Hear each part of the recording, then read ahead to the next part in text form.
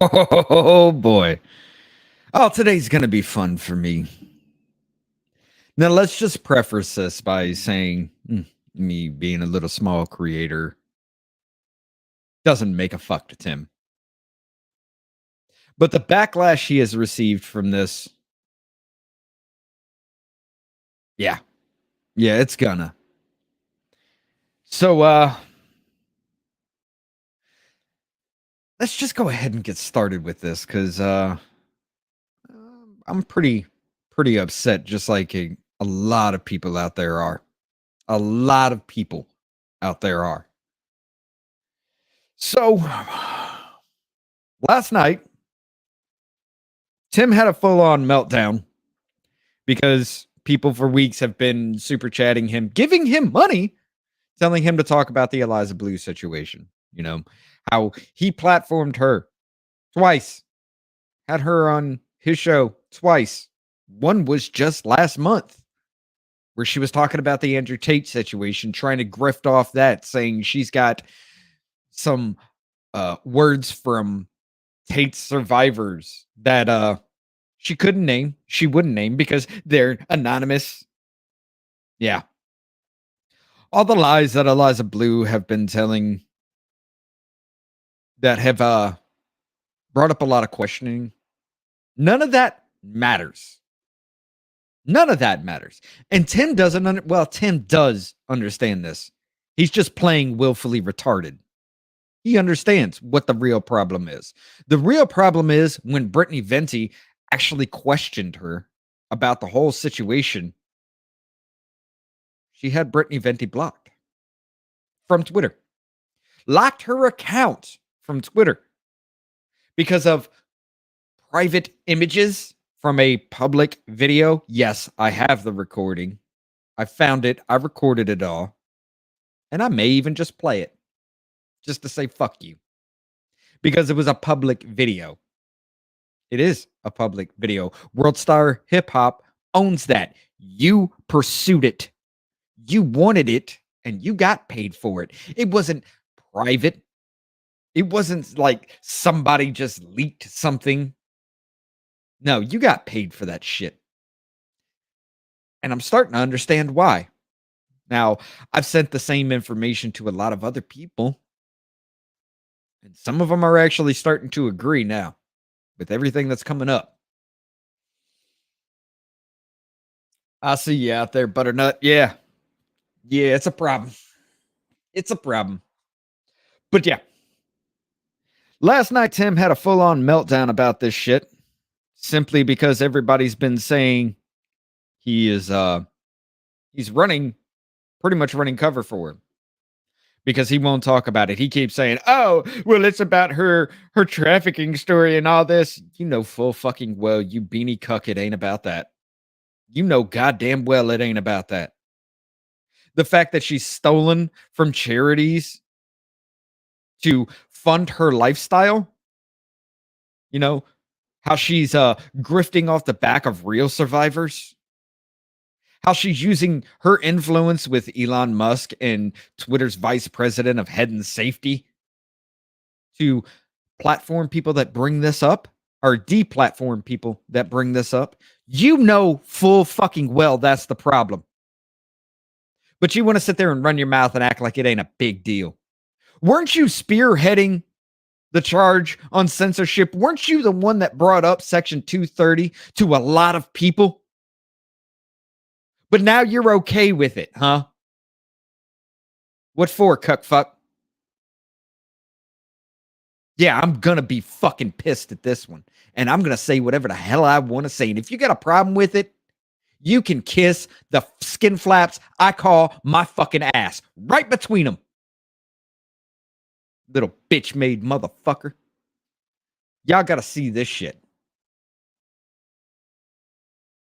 Let's just go ahead and start.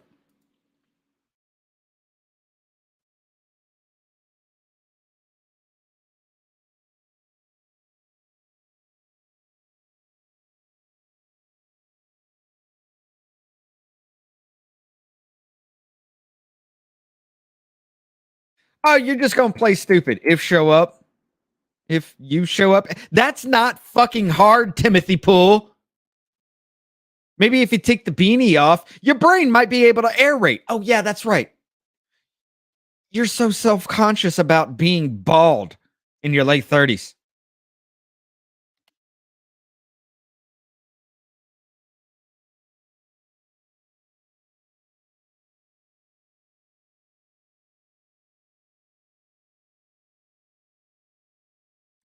A lot of drama comments. A lot of drama comments about trying to get you to talk about the censorship problem that's been going on that you spearheaded years ago. Weren't you on Joe Rogan talking to Vijaya Gadde and Jack Dorsey about the problem of censorship on Twitter? Wasn't that you? Oh, yeah, that's right. Because it affected you then. This doesn't affect you, so you don't give a shit. This affected other people that your booker, the what is it, Cassandra Fairbanks? She got married, so it's Cassandra McDonald, is friends with Eliza Bleu, and now she blocks other people from telling the same story on your show? Huh? What about that? Oh, you got your balls in a vice, don't you? Or did you even have any in the first goddamn place? It's your fucking company, but yet you let them dictate how your company runs? What a bitch.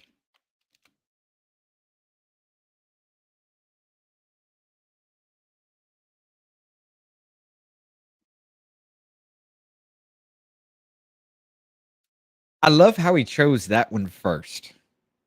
That came at close to the very end of the show.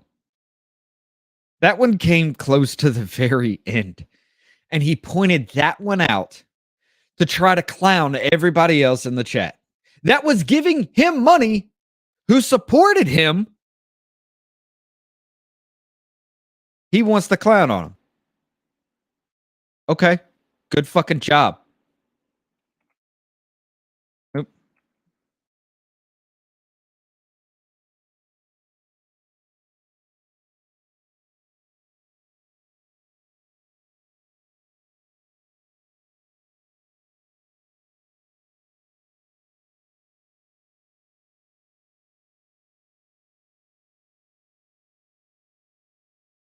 Now, this came because he was getting more dislikes on his live than he has likes on his live. He did that as a way to fuck with you. Because if you dislike the video, you trust Eliza Bleu. If you like his video to boost it in the algorithm, you don't trust her. This is starting to seem like CNN shenanigans, doesn't it? He's falling in line with Don fucking Lemon.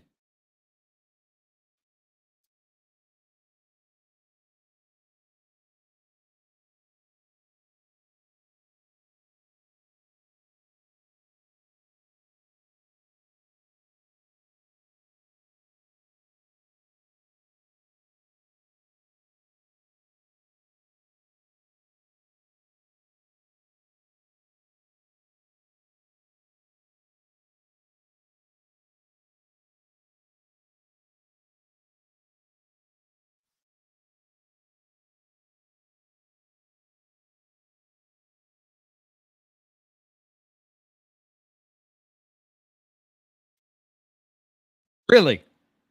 Hmm. So you care so little about her, then why won't you say anything about it? Oh, they want to force me. You're not going to wave money in my face and tell me to do something.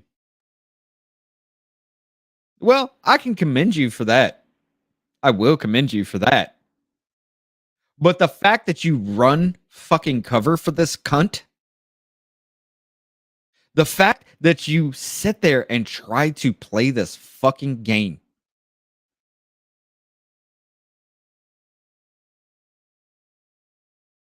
Yep. How do I get rid of that shit?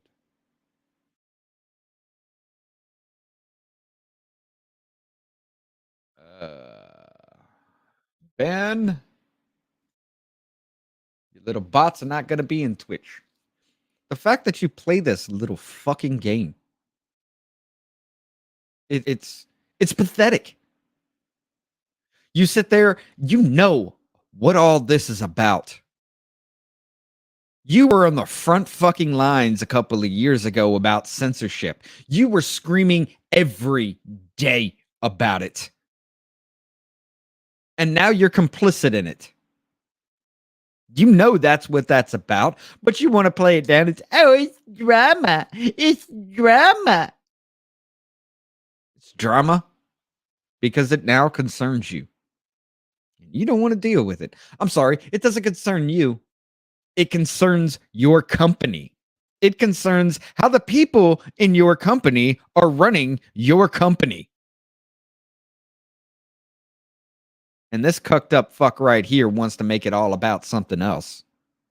To try to take it away from the fact that Cassandra Fairbanks and Eliza Bleu have his fucking small ass tiny balls in a vice.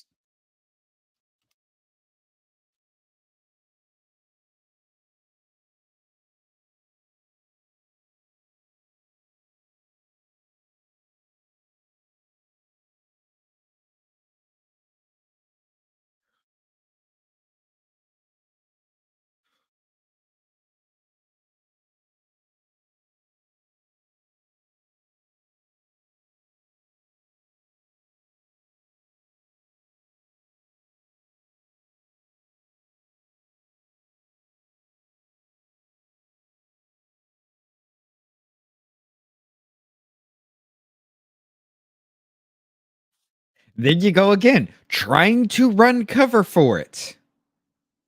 People in your chat, in the super chats, were saying you should talk about the censorship that's going on. Not really about her and her grift, even though Cuck Murphy stole millions of fucking dollars from your people trying to teach them how to be an alpha male.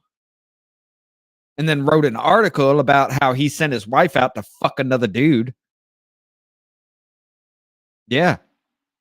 Yeah, he wrote that article, Tim. He wrote that fucking article. And then when Mr. Dick and Balls brought it up on You Are Here with Jack Murphy, he snapped on Sydney Watson, who had literally no idea what the fuck was going on at that point. He snapped on Sydney Watson. Yeah, alpha male my ass. Yeah, let's run from every fucking problem by blaming and cussing out women for the problems in our lives. Yeah, that's alpha male for you, I guess, huh? Right? No, you little bitch. This is another problem that you have been involved in, and you're just hiding like the little cowardly piece of shit you are. Why? You don't want to piss off Cassandra because you don't want to find another booker? Somebody who could do a better fucking job? Somebody who wouldn't go on Twitter and say, no, and tell Brittany Vinci, no, you're not coming on Timcast because I don't like you. Yeah. Yeah. That's your bitch. I guess you fall in line with the beta male bullshit, don't you? You let other people run your company. Balls in a vice, bitch. Balls in a vice.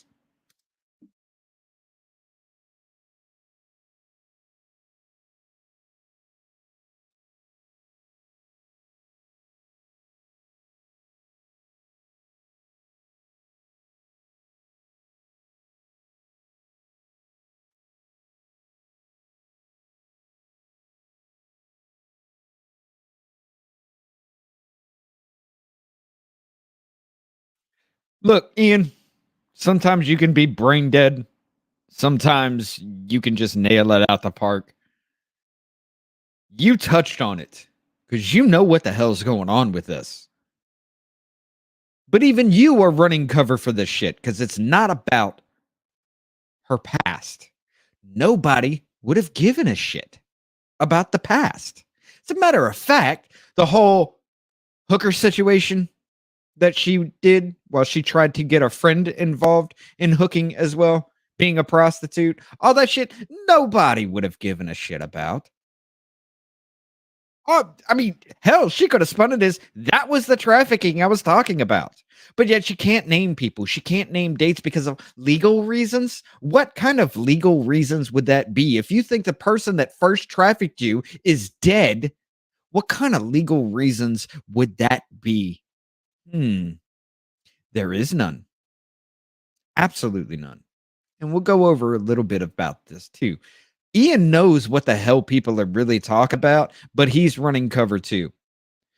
Oh, they're going to bring it up with Twitter's board. Well, guess what? The vice fucking president of trust and safety is the one doing this shit for Eliza Bleu. How fucking dumb do you really have to be? I know you're not that dumb, Ian. I know Tim isn't that fucking dumb, but you both are trying to run cover. Why? What does she have? What does she have on you? What does she have on Tim? Or what does Cassandra have on you? Why don't you just go ahead and air it out? You take away somebody's ammunition by telling the truth yourself. But you're hiding behind the shit.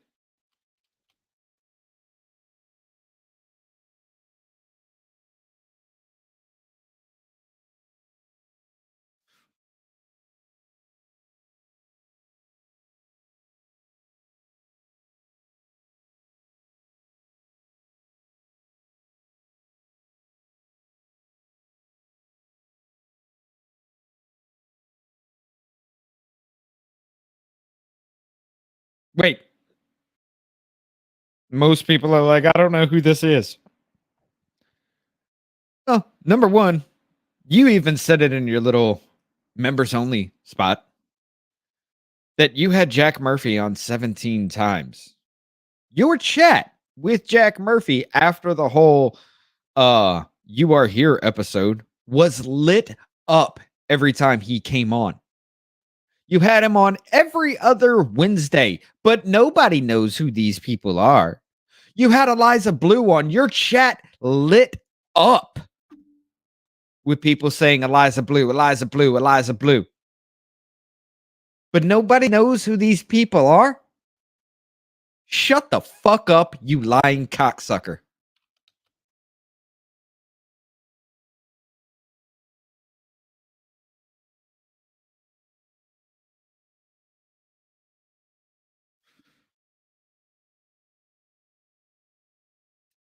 Okay, so you just went through all kinds of stats and everything, and nobody knows who these people are? Interesting.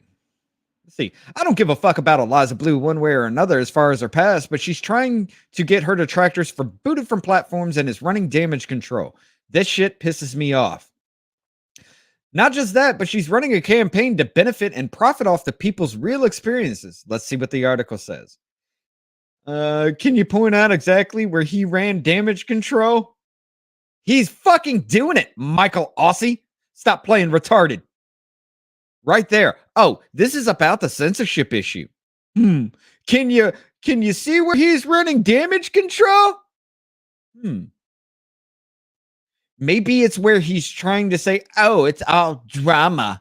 It's all drama. This has nothing to do with anything except for the fucking censorship. So fucking. I am pissed about this, yes. I am straight up fucking pissed about this. I'll admit it. And I'll tell you why as soon as this is done. Give me a second here.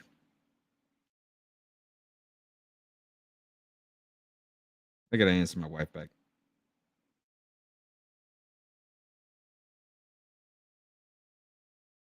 All right. I'll tell you why after we go all through this here.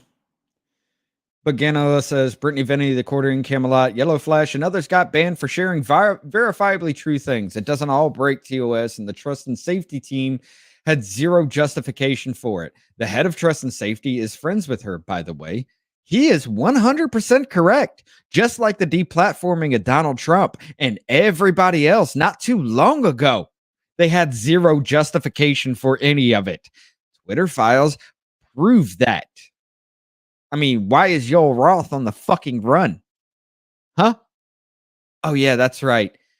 Because there was zero justification for any of the shit. And by government's own hands throughout that whole thing, they violated your First Amendment right. And they meddled in the election because they propped up lies and silenced the fucking truth. Let's see. Yellow Flash and Umbrella Guy don't care about this stuff. They just do it to clicks because it's popular. That is irrelevant to the banning, Dragnet. There you go. You're running damage control for all of this. You're running fucking damage control right here by just trying to make people say, oh, well, good point. I don't care anymore. You're running fucking damage control, you dumb bitch. Tim handled this so bad. He should have said nothing if this is what he would say. We're not paid actors, man. Your fan base shared the quartering is huge. We just watch you both. Don't attack your viewers. What the hell? Yeah. For one, he blamed Jeremy for canceling his appearance on the show as the reason why he won't address the whole Eliza Twitter takedown fiasco. Yeah, he did. Jeremy was supposed to come on the show. Oh, we were going to talk about it then, but Jeremy canceled, so we can't talk about it, huh? Interesting. Because there's a lot of other people who talk about this shit from other people that aren't on their show. Oh, you can't talk about it because somebody isn't there? Shut the fuck up, Tim. Don't forget to mention Cassandra is her friend too. Oh, yeah. Your chat. I thought I saw somebody I knew. Your chat is full of this shit. Don't tell me people don't know who she is. Because every person you bring on is somebody who is semi too well known. You don't have regular people like me on. You don't have anybody that's not a no name on. You have prominent people. So to sit there and literally say nobody knows who the fuck these people are? Wow.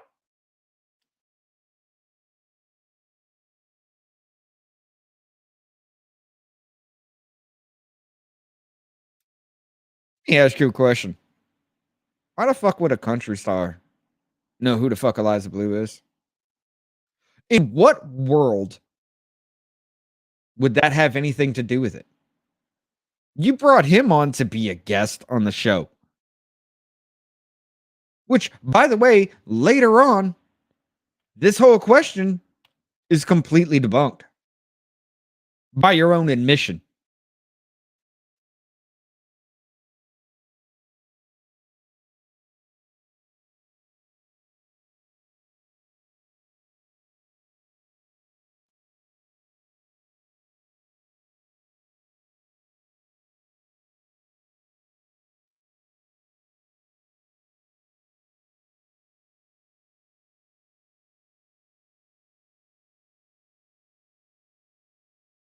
I beg to differ, Tim.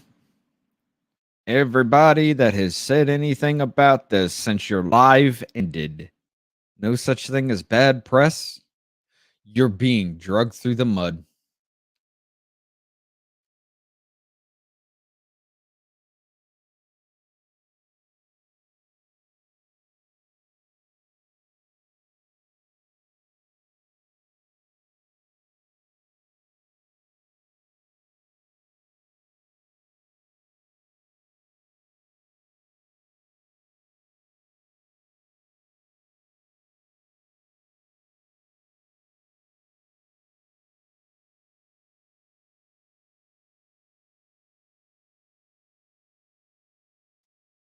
Good point. Good point. Great point. Wasn't it you that said, vote with your dollar. Wasn't it you that said, spend your money where people are? Now you can see here, I was giving you 25 a month when you first started, and the whole PayPal thing happened. I shut PayPal down and went with parallel economy. Yeah, these 10 little measly dollars, they don't mean shit to you. But what happens when thousands do it? Because there are thousands who have claimed to do it. I just did it live. Fuck you. I don't support your bullshit.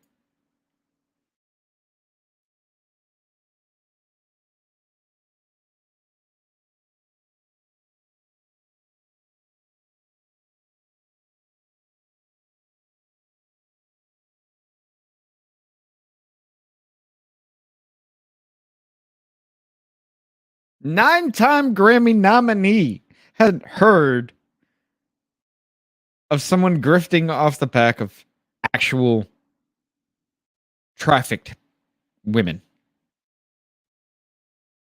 In what world would he? In what fucking world, in your tiny little pea brain smooth fucking mind, would that ever be a thing? I don't expect that man to know who the hell Eliza Bleu is.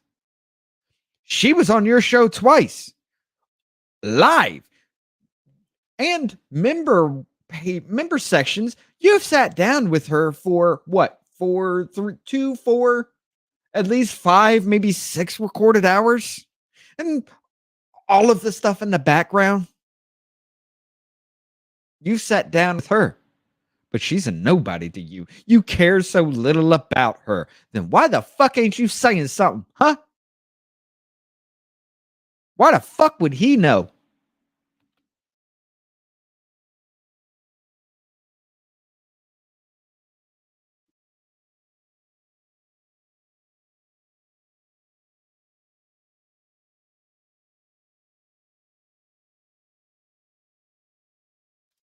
Oh, that right there. I love that part. Oh, we're all paid detractors, right? We're all paid to drum up controversy for Eliza Bleu to make her famous. Well, bitch made motherfucker, this is the first time I'm speaking about it. I've sat there and watched the whole thing go down. This is the first time I'm speaking about it. Where's my paycheck, Tim? When the fuck do I get paid? As a matter of fact, me and another person are actually talking about making a whole documentary, breaking it down into segments. Her whole fucking life. Everything that's been found out yet and everything that is suspected. Breaking it all down into sections of it. Because we're not afraid. But you're so scared of what? A blue-haired ex-hooker? Because she might take down or she might put a privacy complaint against your videos like so many other fucking people. You're scared of that? Or are you scared that Cassandra may quit and you might have to find somebody else to do the booking for you? And then she might come out and say something bad. Now, this entire time you've said, oh, I don't do drama. I don't do drama. You talk about the Young Turks on a regular basis. You talk about Hassan Piker on a regular basis because they talk about you. You sat there for 2-3 hours, damn near crying on camera because Adam Krigler said some shit that was supposedly private. You don't do drama, my ass. You are drama.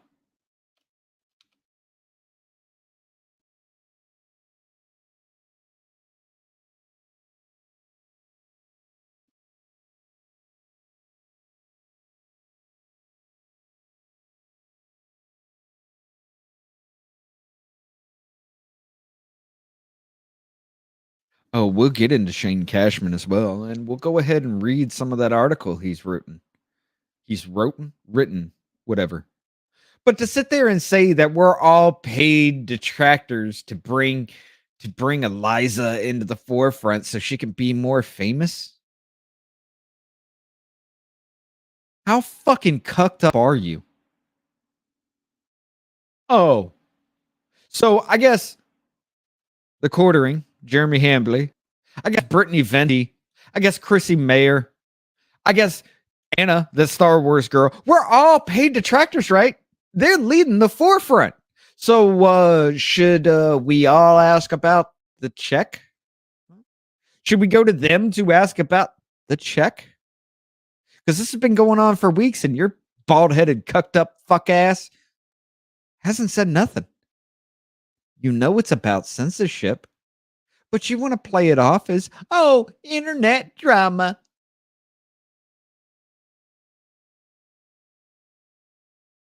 So, where's the check? Where's the check, Mr. Fact Checker? Where is the check?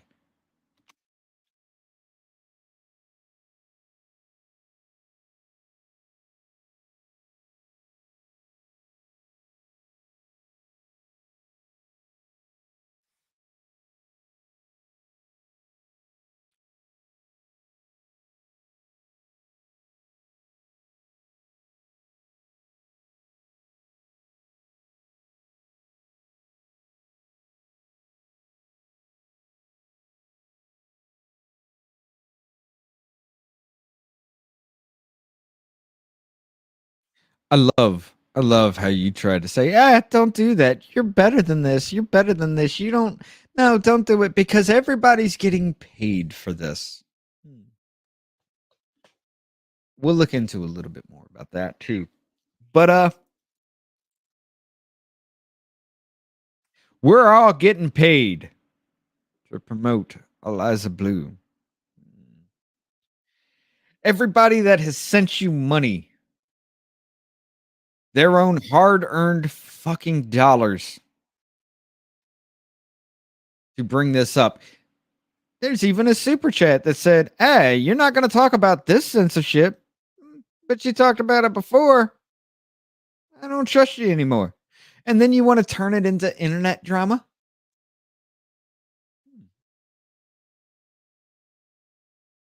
Funny how that works, right? The deflections, everything here. Funny how that works for you, doesn't it, Tim? You call that out all the fucking time. You call out how they twist things in the media. You call out the lies in the media. And yet, in the end, you are CNN.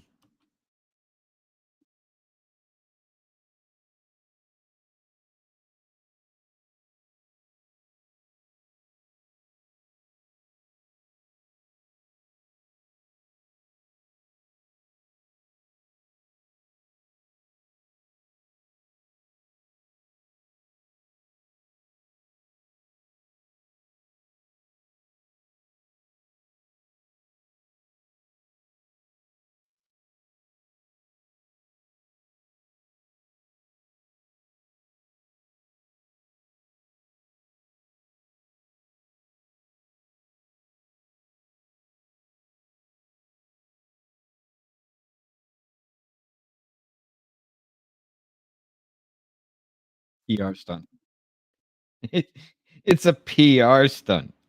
Someone's getting paid. Well, people are getting paid because the big name creators who were talking about this, the big name creators who were going through this, because the big name creators that started this whole thing were censored for innocuous reasons that didn't break terms of service for Twitter. Wait, weren't you pissed about the Twitter files and how that was being released? Yet you let Shane Cashman write 80,000 words that are released slowly. Huh. Yeah, that makes sense. That makes a lot of fucking sense.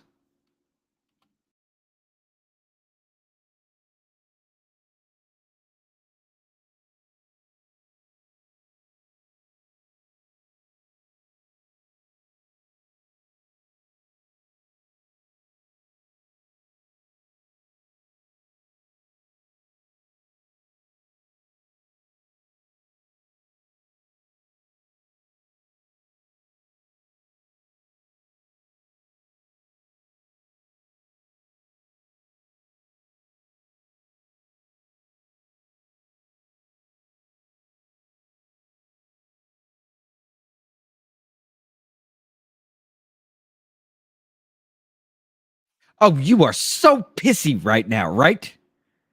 You are so fucking pissy about the way you have to deflect from this. No, you just straight up fucking lied. Yes, those things do exist. But this whole situation was organic from the fucking start. You know that. You fucking know that. And yet here you are lying on fucking camera. Just like CNN, just like Don Lemon, just like Brian Stelter, just like Chris Cuomo, just like MSNBC, Rachel Maddow, fucking Fox News. You're just like everybody else. You became the very thing you hate. All because somebody's probably got some shit on you. And you are so fucking pissed right now. When all you had to do is just like, hey, I don't give a shit about any of the other things, but her getting people locked out of their accounts and banned off Twitter just because they say something about her. Yeah, that's a fucking problem because that's all we wanted, bitch. That's all we wanted. And yes, I am going after you. Oh, well, he's already insulting. He's already lost. Bitch, you insulted me first. You insulted me first for caring about a censorship issue and then calling me a paid detractor, calling me PR firm, calling everybody else that has spoken up, that has taken a hit, a PR firm. Whether she's blowing Elon Musk or not, I don't give a shit. But you shouldn't be trying to deplatform people simply because they bring up something that you could have easily explained away at the very fucking beginning. But the whole legal issues that she brings up is probably because it's all bullshit. And if she actually says their name, yeah, that would be slander and defamation, wouldn't it? I'm sorry, liable. Liable spoken. Slander's written. Something like that. Well, I guess it would be slander and liable because there would be written words, there would be spoken words, but there damn sure would be defamation. There damn sure would be a motive and an intent behind the defamation because hey, you just want to make somebody else look bad. You want to drag them through the mud and potentially throw them in jail just so you can be famous. There is your motive. But hey, let's keep on.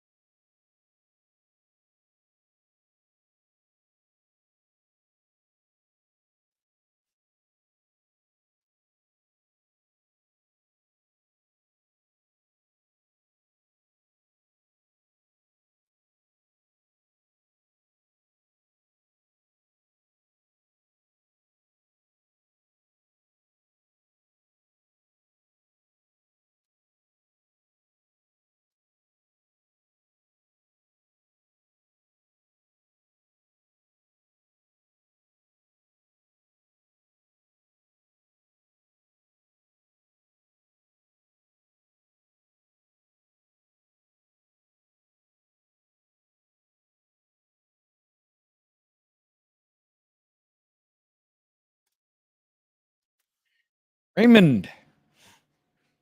Raymond. Yeah.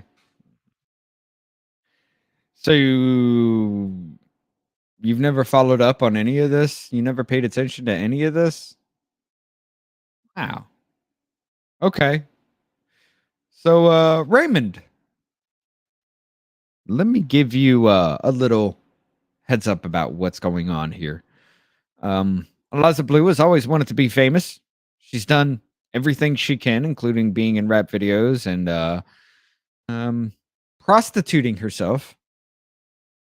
Then claims all of that was trafficking. She becomes famous because of that. And then Brittany Venti saw that little World Star hip hop video and said, "Hey, what's going on here?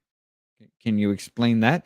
And instead of saying, that was part of the trafficking I was talking about, or anything alluding to that, she just gets Brittany Venti locked out of her account for sharing private images, which was a screenshot of the World Star hip hop video.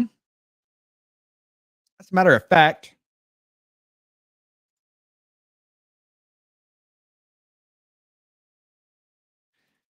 no, I'm not going to play the music because the music to this is actually probably, I think this is it, isn't it? Nope, that's not it. That's not it either. Which one is it? That's not it. Ah, let's mute that. Yeah, this is to Vibrant Things by Q-Tip. This is the video that's been taken down and removed. Does this look like a trafficked victim? By the way, like I said before, she pursued World Star to make this video. She got paid to do this. This was public for 6 years before she got it taken down. And I'm probably going to get hit with this too because I'm showing you this. But guess what? World Star actually owns the credit for all of this. They own the rights to it. It's not private. You filmed this shit with them. Why? Because was this supposed to be promotion for your hooking days? Was this supposed to be your escort promotion? Because somebody who's being sex trafficked wouldn't do this. By the way, there's a little tattoo right here that points to something else as well. That's a big trigger onto something else as well. We're still looking into this. There are some other people that are going into this, but that is a big clue. That little tattoo right there is a big clue that she might have done some adult videos back in the day as well under the name Dasha. Yeah, but yeah, this doesn't look like a trafficking victim to me. Somebody who's literally just incredibly naked, damn near naked, sitting in a video. And when she was talking about this video, she's just like, I nearly creamed myself because this guy had a Red Dragon camera. And I was so excited to do this. I even called my mama and recorded the conversation about this video here. And wondering how good of a cam or how good of a video vixen I am. I mean, I tried to be a cam star too. Yeah, this doesn't look like trafficking to me. By the way, this has absolutely nothing to do with the song at all. No, this is just a paid softcore adult video. By the way, which, like I said, she got paid to do. World Star owns the rights to this. And this was taken down because of a privacy complaint that the video had had nothing else for years. So nobody was running that account, so nobody got the email and automatically taken down because of that. Now, this wasn't private in any way because this was out there before for 6 years before anything was picked up. Yeah, this looks like a trafficked woman. That looks like a survivor advocate. Yeah. That looks like a survivor advocate. Let's continue.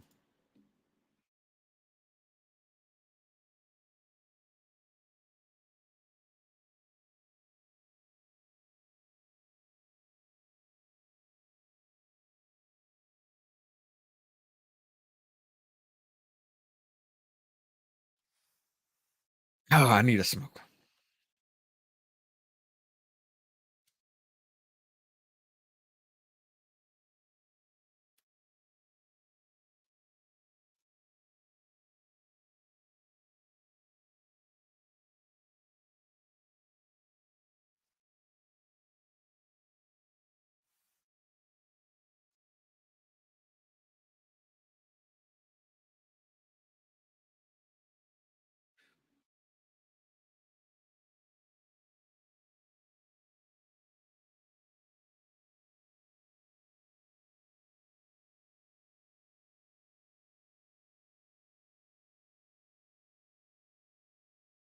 What does that have to do with Twitter censorship yet again?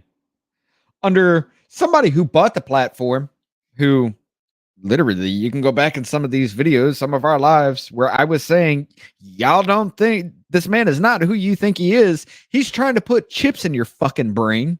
He's trying to create low latency internet. Well, he has done that. He created a SpaceX program to put these satellites up there for low latency internet. He wants self driving fucking cars. He wants everything hooked up to his own internet. He talks about AI and the dangers of it, and then continues to produce AI. And you're going to sit there and tell me because he bought Twitter, everybody was simping for his ass. And guess what? Same shit, new boss. The fuck? But yeah, how did a billboard that somebody bought and defaced themselves, how is that equivalent to censorship, Tim?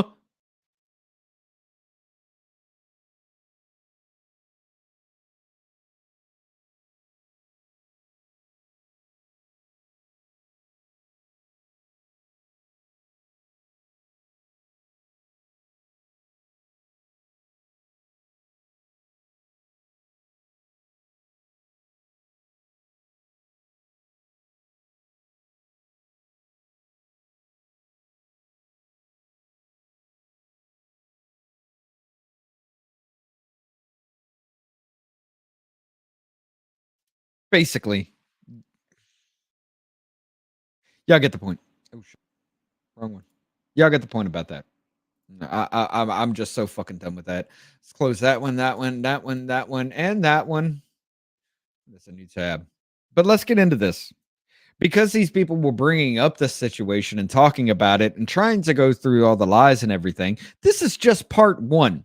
Below are the following content creators who were hit by false privacy complaints by Eliza Bleu, Chrissy Mayer, Brittany Venti, That Star Wars Girl, The Quartering, Griftcast IRL, Fair and Balanced, Steel Toe, Yellow Flash, Mersh, Lucky Burrito, That Umbrella Guy, Legal Mindset, a real lawyer, by the way, Noctis Drave OK, Bully Mix Hero, whatever. Not Radex, Lauren Chin, Ninjas and Nerds, and Justin is Lost. Now, there are a lot more. A lot more. There is, as I have counted, as far as I know, there's probably more out there that hasn't spoke out and said anything. There are 20 that have been hit with privacy complaints because they said something or showed an image, and I'll probably get hit too. But you know what? As soon as I get that email, I'm replying back, this ain't private. That was owned by WorldStar. If WorldStar has a problem with it, then we talk.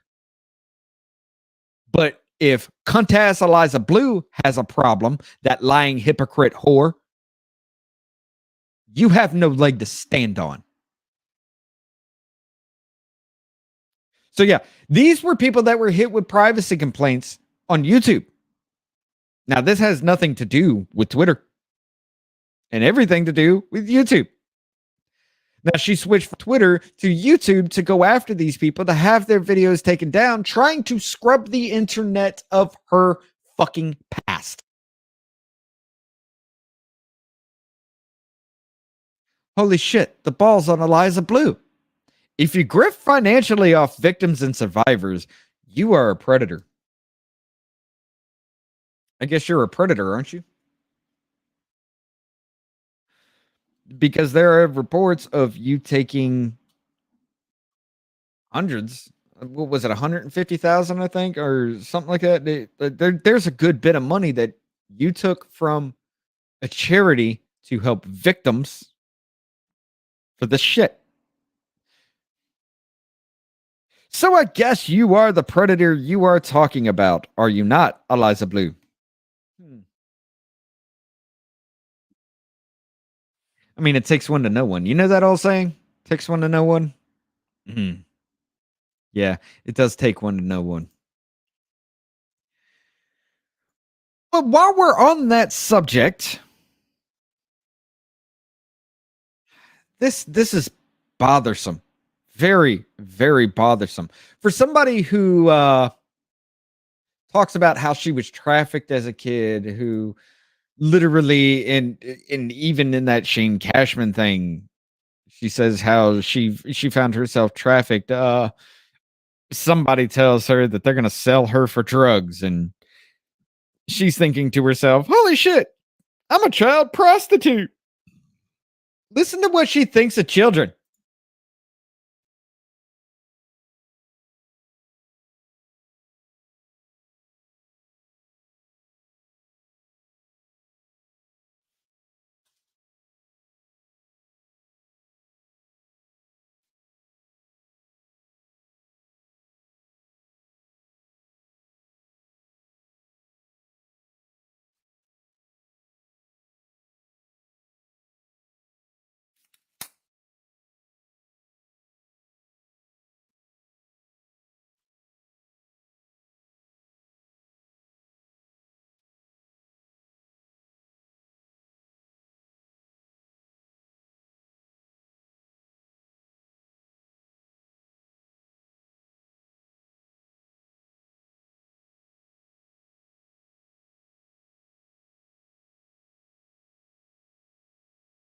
That was a year ago. A year ago, where she's saying, if a child wants to have sex, let's look at them on a cognitive level. Can they consent? And then if they can, let's get the community together. Let's get everybody together to talk about if the child is able to have sex. Let's let the whole community decide if this child can fuck an adult. Oh, it's worse. It's worse than that.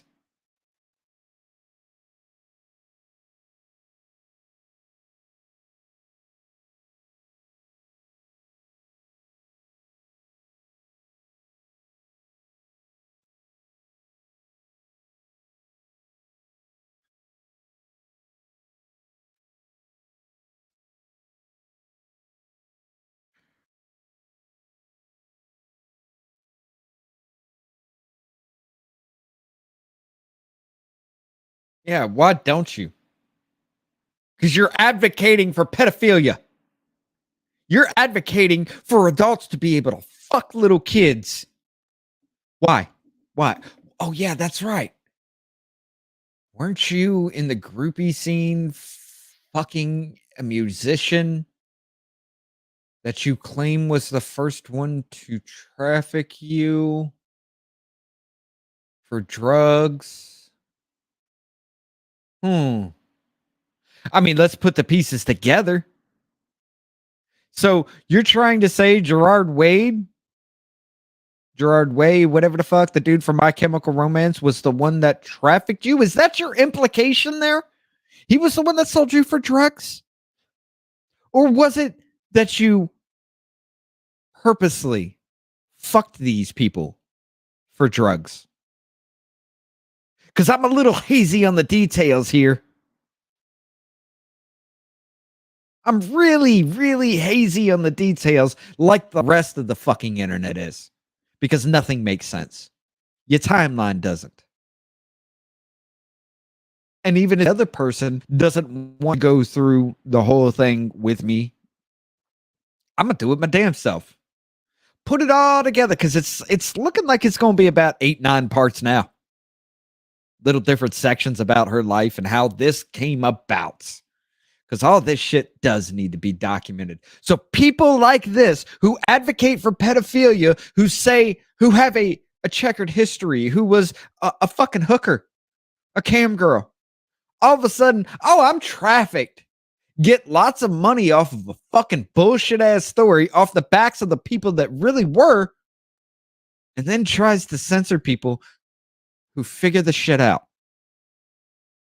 Because none of this would have happened. All you had to say is, that's part of the trafficking that I was talking about. Done. Everybody would have believed your lie. But instead, you go and run to your little friend, Ella, whatever the fuck her name is, the vice president from Trust and Safety of Twitter. No, this needs to be taken down before they really figure out what's going on. None of this would have been brought up. Nobody would have fucking cared. All you had to say was, that's part of the trafficking. Because you say you were trafficked twice in your life. Once when you were a teenager, when your mother drove you out to LA to live there to become famous. And once later on in your adult life, which was what you say 5, 6, 7 years ago, when the world's hip hop video thing was there. Starting to look very, very, very, very flimsy. But okay.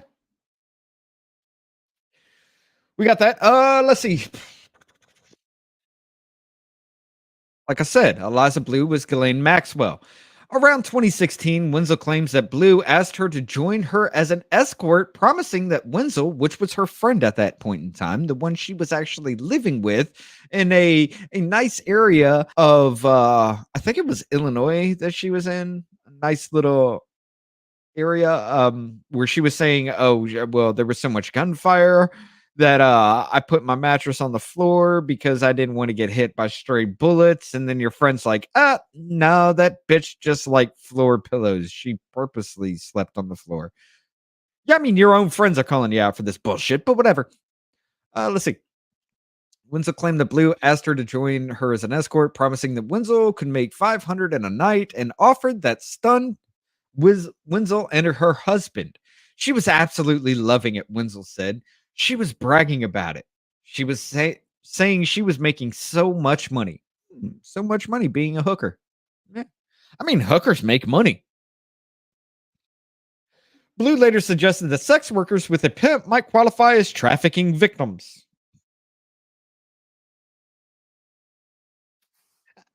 I'll give her this.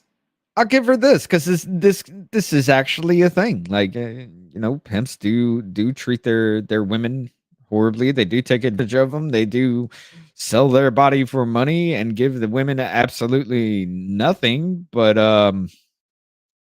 is this where the trafficking story comes from? I mean, you were trying to be Wenzel's pimp, so this is where the trafficking thing started. This is where the idea for the trafficking claim started. But later suggested the sex workers with the pimp might qualify as trafficking victims. Though Wenzel said she didn't meet any pimp or trafficker when she had socialized with Blue, be it unnamed, high profile athlete or otherwise.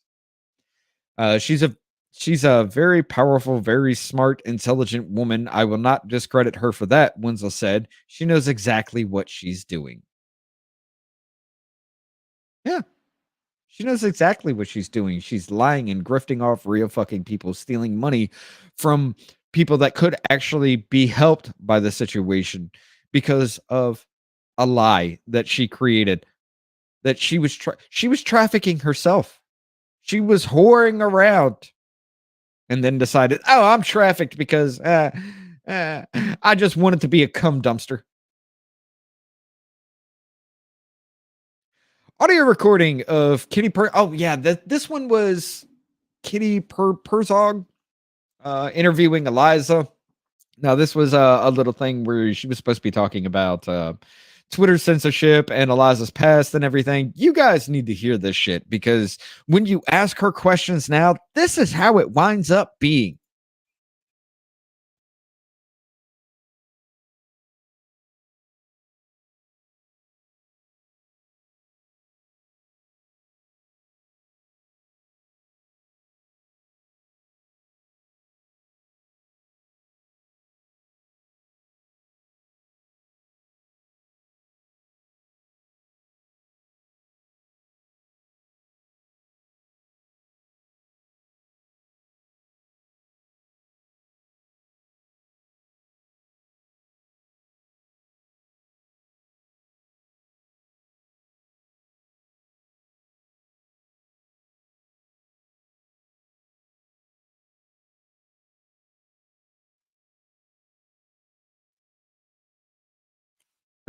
I didn't mean to do that. Oh, you're trying to ask a survivor about their personal trauma, and even though it was a thing and it was agreed upon, but I don't want to talk about it right now because you're gonna poke holes in my story and you're gonna make me answer things that I don't want to answer because it's all a fucking lie.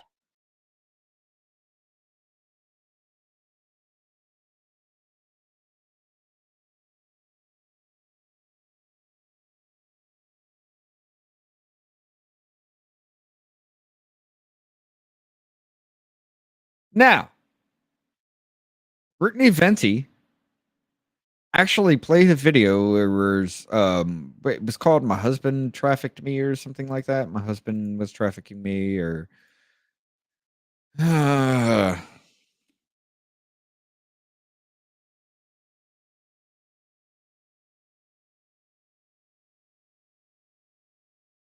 trafficked by her husband.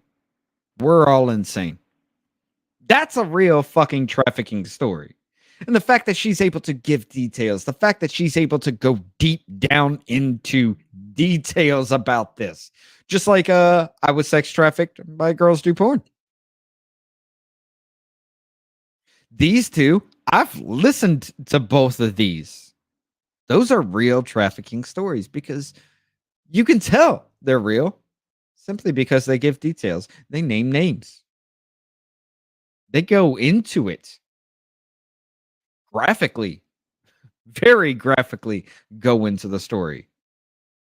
They don't say, it's just a high profile musician or a high profile basketball player or athlete. I'm sorry, she said athlete, not basketball player. I mean, the fuck?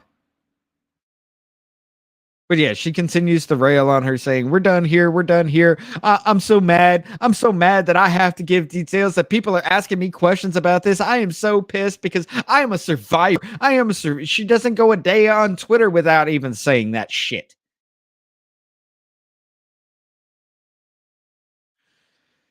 But let's get into this little thing. This now, Tim mentioned in that whole thing about Shane Cashman. Oh, and by the way, I kind of skipped over this. The reason why I am so fucking pissed is my hard-earned money, my hard-earned dollars, the things I wake up at 4:30 in the morning every goddamn day and go to a job every goddamn day and deal with mentally retarded fucking people who try to play like there's somebody in society every goddamn day. That money, Tim, I gave you. Some of it, I gave you.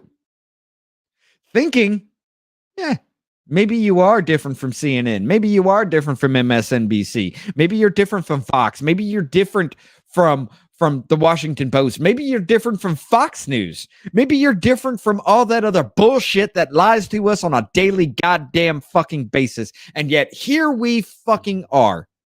Here we are talking about how you're just a big piece of lying shit. So yes, I'm pissed. That money that I pumped into you thinking you could be something, thinking there could be something behind this and I'm going to help you get there, was all fucking wasted. I'll never get that back. I don't care.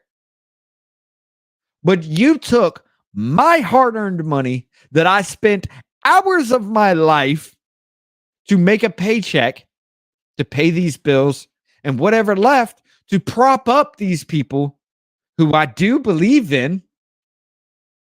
You took that money and you spat in my fucking face. You took that money and you shit on me. You took that shit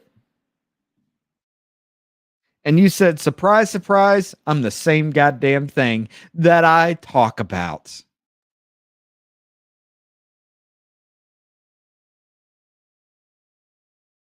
Yeah. But now he mentioned Shane Cashman. Shane Cashman was the person that read that wrote the article here. We may not even get to the little spy balloon shit. I'll save that for another time. I'll save that for another fucking time. But what was I saying? Oh yeah, he brought up how Shane Cashman was sent out there to do this story, and everybody's like, "No, this is bad." Number one, hold up, cucked up fuck. He wasn't sent out there to do this story because he was already planning to do another story with her. He was sent out there to do a story about her advocacy and bullshit like that. He was sent out there to talk about that. A little fluff piece because of this.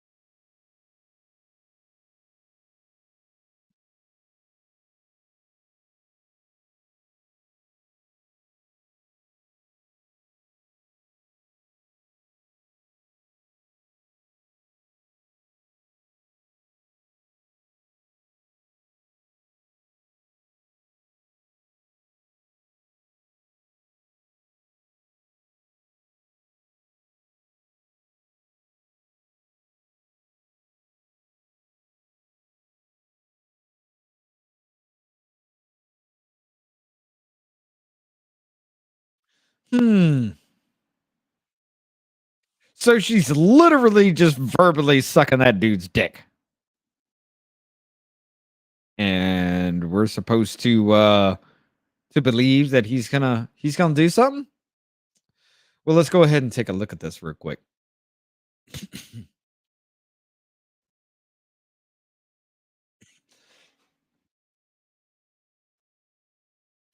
Let's see, Cashman, Eliza Bleu, and the Perpetual Trauma Machine, Part 1. Now, this is pretty long because he says the same shit over and over and over and over again, and he brings up irrelevant points like the doomsday clock. It's like you're trying to write an essay in college. Like he said, it's 80,000 words. Well, it's 80,000 words of dog shit. On January 1st, January 24th, 2023, members of the Science and Security Board pulled back a black hood off the doomsday clock to reveal that humanity, according to them, was 90 seconds closer to the midnight, or in their own words, the closest to nuclear annihilation we've ever been. The fuck does this have to do with your part one of a multi-part series on Eliza Bleu? Oh, you got to fill those words. Blah, blah, blah, blah, blah. I was thinking about this doomsday, all this doom when Eliza Bleu called me on the same day to the scientists push the hands of the clock simulator. She had been trending on Twitter. Eliza and the doomsday clock don't really have anything to do with each other. No fucking shit. But they were symbolically connected in my mind. Oh, all the doom and gloom that's been surrounding. Oh, they're symbolically connect. Shut the fuck up. The end of the world is always upon us. These days, I could feel like it's our own personal destruction in the end of the world, and other days in the end of the distance of blah, blah, blah, blah, fucking blah. In the past few months, I had a strange opportunity to speak with people at the exact moment when they were trending on Twitter, and they were never trending for anything totally positive. Trends typically bring about waves of hate and posturing, ruthless criticism. This can have a positive or negative effect depending on the target, whether I was talking Kanye West or Carrie Lake or Eliza Bleu. Now, this is what Tim was saying. Hey, you're talking to Kanye West and Carrie Lake. Why would you demean yourself by talking to Eliza Bleu? The same woman that was verbally deep throating the dude. Why the fuck do you think he wanted to do this? You cucked up fuck? Okay. It was surprising to me that despite the doom and attached to their names, especially in the digital space, each of them remained oddly hopeful. Well, the fact that Kanye West said his thing about his Jewish handler that was drugging him up and then said he was going DEFCON on Jews and then was booted off Twitter because of that. Yeah. Yeah, I can understand if you're putting somebody on drugs and saying, hey, you're going to do what I say or you're never going to see your child again. I can understand that. Now, he pointed to the entire Jewish community for one thing a Jewish man did. Yeah, that's wrong. That is fucking wrong. However, the way he was acting, the way everybody went after him day fucking one, maybe the dude's got some kind of point. Maybe he was over the target. Because wasn't that what Nick Fuentes was attacked for? Because he said something that criticized the Jewish community and everybody wanted to cancel him for it. I mean, anybody that says anything negative about the Jewish community in any way, they get attacked for. It's like they're the LGBT community before the LGBT community was a thing. LGBT community. Fuck you, TQIAI plus. You motherfuckers are just trying to latch on to something else. It was surprising to me that remained oddly hopeful. I couldn't tell if that was part faith or part trying to convince themselves everything was okay, or a bit of both. Bleu gained notoriety over the last 3 years as a public advocate for survivors of human trafficking, though she couldn't tell her own story or details about it. Oh, whatever. No, let's see here. Her profile exploded when Eliza and Elon Musk did a Twitter Spaces. According to her, that was the first time Elon spoke to her directly. Spoke to her directly, according to her. Well, maybe Elon Musk, but she got in tight with the vice president of the trust and safety. The same one that was still under Jack Dorsey and all that censorship shit, I think. Not totally sure about that, but I think that's the same group. I think that's the same person. I'll have to look into that. But yeah, okay. Yeah, somebody learned their lesson, right?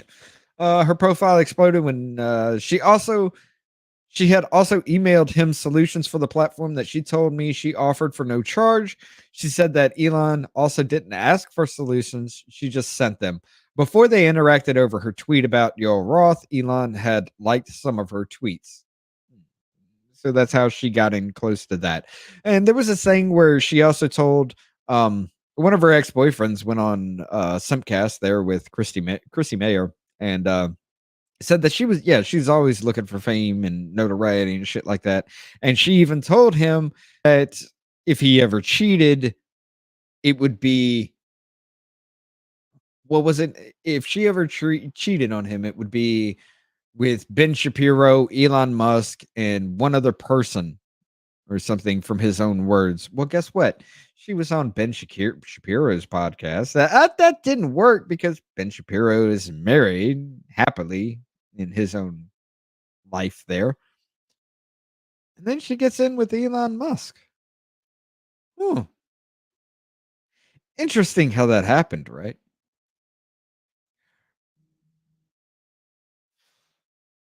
Before she was put into question, Blue seemed like one of the rare people on Twitter around whom various political factions could rally. It was hard to argue against what she was most vocal about, saving people from the perils of human trafficking, removing child pornography from Twitter, and seeking to work with big tech to eliminate in ways which traffickers exploit victims through the internet. It was easy and righteous cause to support. One of her most popular tweets, which was pinned in her profile, showcased the maddening nightmare of a person who couldn't get Twitter to take down underage pornographic images that circulated the platform. It says, reminder, a 13-year-old minor survivor begged Twitter to remove a video sexually exploiting him. Twitter reviewed the content and said no. They had a government ID showing that he was a minor at the time. The video had over 160,000 views, over 2,000 retweets. The Department of Homeland Security had to step in to get Twitter to remove the video. Twitter refused to take responsibility. The lawsuit is headed to the U.S. Ninth District Court or Ninth Circuit Court. This is actually true, this whole thing. There was a video out there of a 13-year-old who was being sexually exploited, and that video stayed up there. Twitter, despite the person saying, you need to take this down, Twitter said, go fuck yourself. This is true. But by the time she was trending as a doomsday clock tick forward, here we go with the fucking clock, whatever. It was because people who initially championed her were now calling her out what they believed to be outright lies in her survivor story. They feared she not only lied, but she was also profiting off the other victims. They feared? No, they brought fucking receipts, Cashman. I mean, you haven't even reached out to the quartering. You haven't even reached out to Brittany Venti. You haven't even reached out to Chrissy Mayer or anybody else. You haven't even reached out to Justin Islas, who took a hit on this shit. So, we're supposed to believe this shit? Okay. Yeah, she lied, and she's profiting off the victims. If you Google her and her stories publication, you will see how many articles there are putting her life story into question, from the post millennial to Unheard to the Daily Beast. Daily Beast did better than you did on this shit. There have been threads and Daily Beast is very leftist leaning as fuck, and they still, instead of trying to get behind her and championing her, they called the questioning too, because they saw the lie like everybody else has. There have been a thread making rounds on Twitter that broke the grounds and inconsistencies in her timeline. The thread was so damaging, it even called into question her own age. Yes, because there are things out there where her timeline doesn't make sense to the age she says she was, but would make sense to the age of her younger sister. Now, women do lie about their age. We all know that happens. But if you're talking about a survivor advocacy story, shouldn't you know these details? Oh, mine does a terrible thing where it blocks out very traumatic experiences and things. How that can happen? You sit here and talk about this shit all the damn time. Your mind has probably unblocked that information. if it was ever blocked in the first place. Don't play that stupid ass fucking game. The accusations reminded me of Don Draper from Mad Men, a story of stolen valor, a weak soldier, blah, blah, blah. And now Twitter had finally exposed her. They pointed to the long list of aliases she's used over the years. She's been Eliza Cuts, Eliza Seep, Eliza Knows. Yes. Okay. So Eliza Seep. Eliza Seep was her married name. Her name is Eliza Morthland. Her birth name is Eliza Morthland. She is the daughter of Richard Morthland. He is a Republican senator from Illinois. Senator or Senate Council? Hold up. Gallery. I got that information somewhere, don't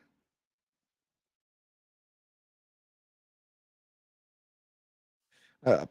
Richard Morthland. Yes. Yes.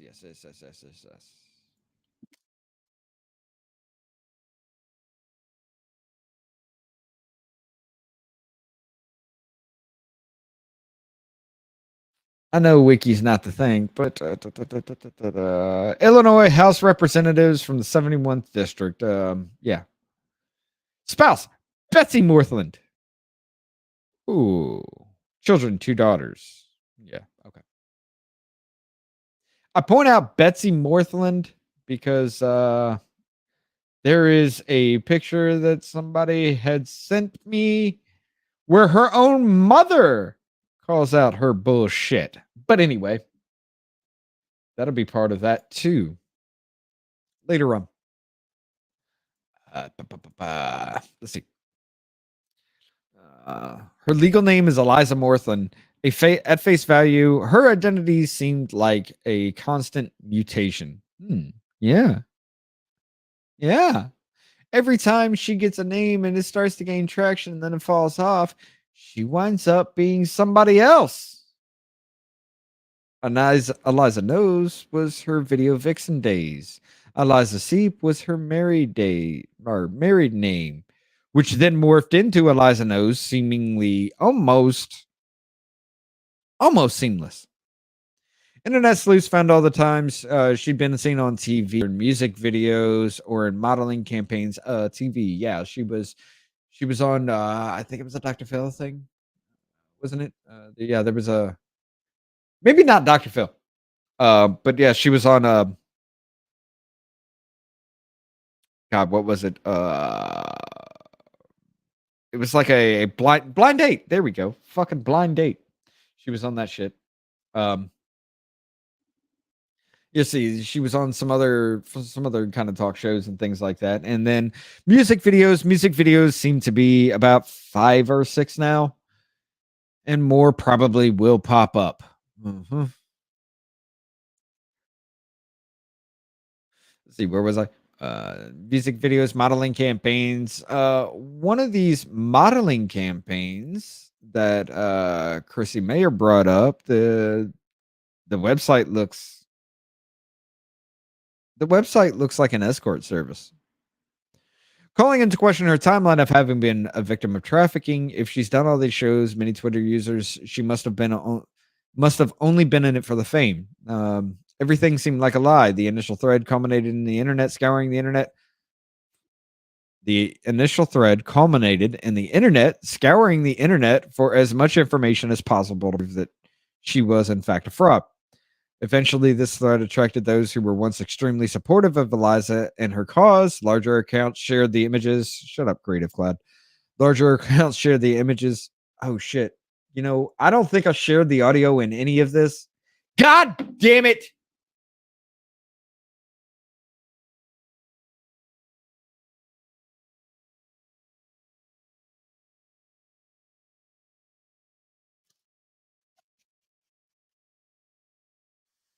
Oh, son of a bitch. This is why I need somebody here for those stupid little things like I make that mistake. Oh my God. I don't think I shared the audio in any of this. Whatever. Fuck it. I'll just do it again.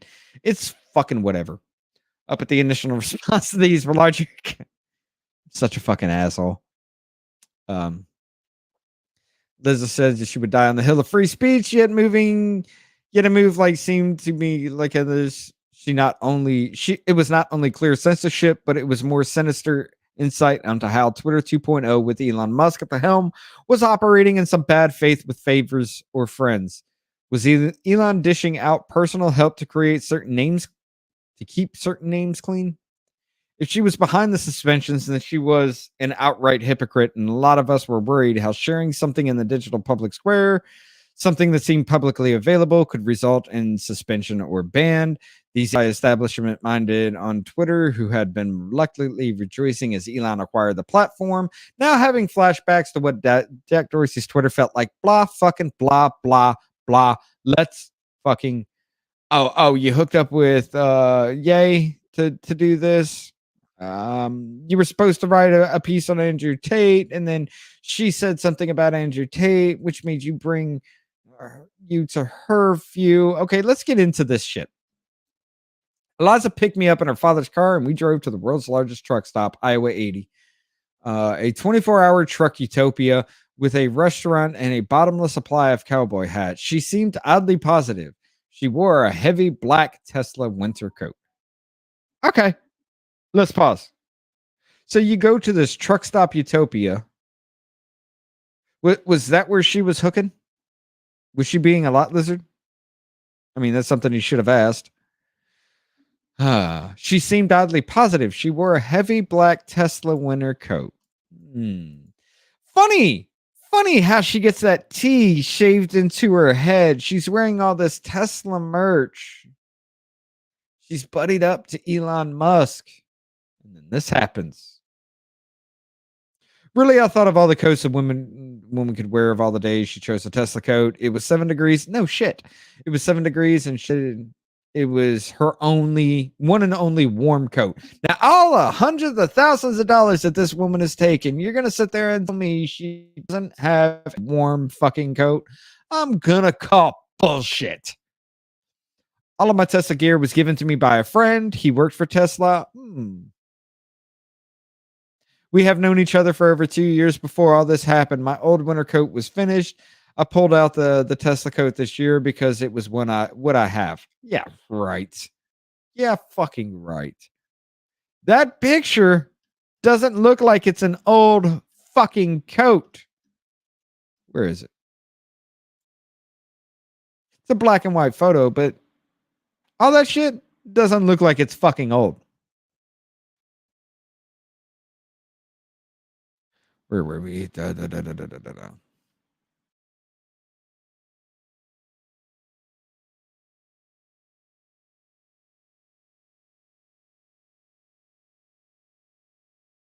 Where the fuck were we? Oh, let's see.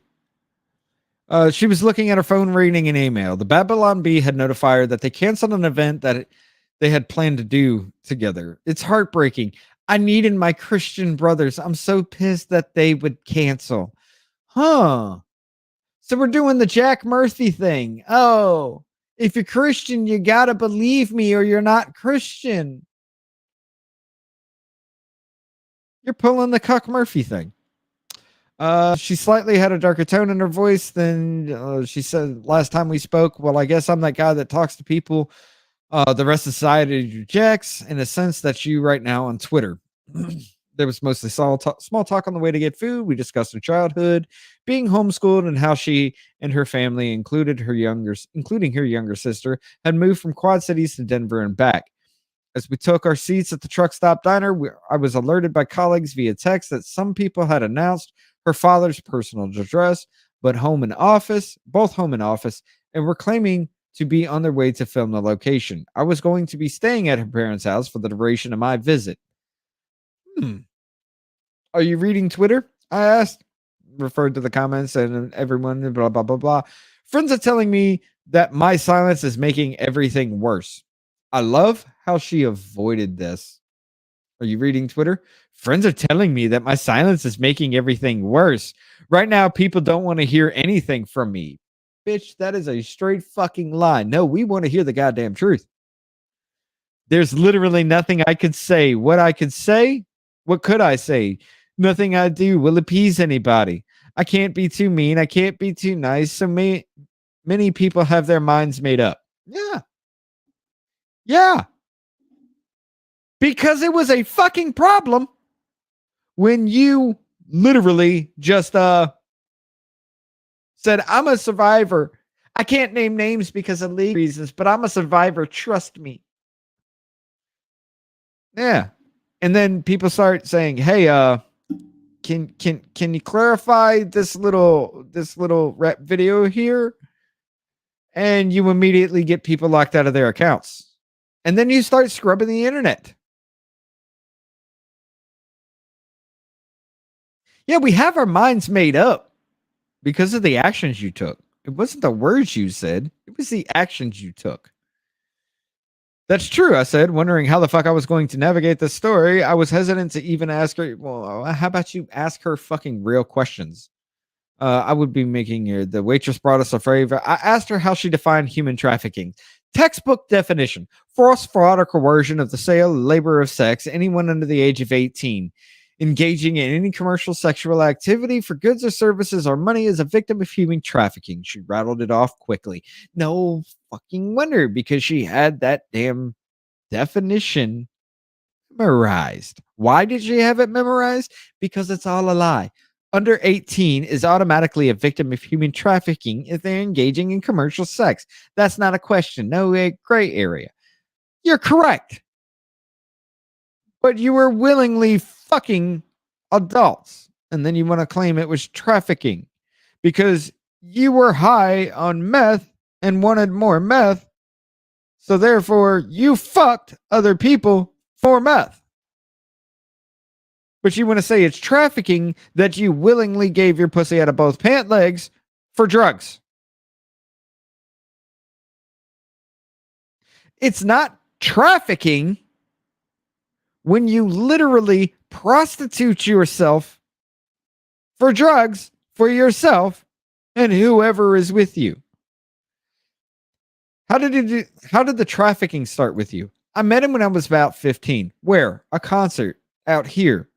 Who was he? A photographer. Huh? Wait. I thought it was a musician. I thought it was a high profile athlete. Now it's a photographer? Can you name him? I can't. Why? Legal reasons? What legal fucking reasons? What legal fucking reasons would that be? Shut the fuck up, you lying ass. We're going to come back to that. I said, blah, blah, blah, blah, blah. Where did you leave for LA? Why did you leave for LA? Once I had my permit, I was out of here, which is funny because all I want to do now is stay here. Why did you leave for LA? Once I had my permit, I was out of here. How does that answer the question? Why did you leave? I was out of here. Was this a relationship with the older guy? He groomed me. Was this a relationship with the older guy? He groomed me. That's not answering the question. Grooming how? Finding out my vulnerabilities. What would make me leave my family and come out to LA? He knew exactly what to say. I was probably the easiest mark they ever had. Oh, play it the fuck up. Like it doesn't happen all the fucking time for real people. No, the fact that you're actually avoiding this and trying to deflect from real, actual questions here is a fucking problem. And the fact that Shane didn't even catch it on that and be like, oh, okay, fine. He groomed you, but was it with the relationship with the older guy? He didn't do that. No, he just moves the fuck on. So how are we supposed to think this dude is actually being objective in this?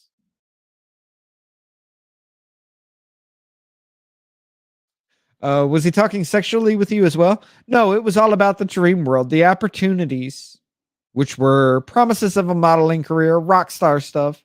And how old were you? 15 when I met him, 17 when I moved to LA.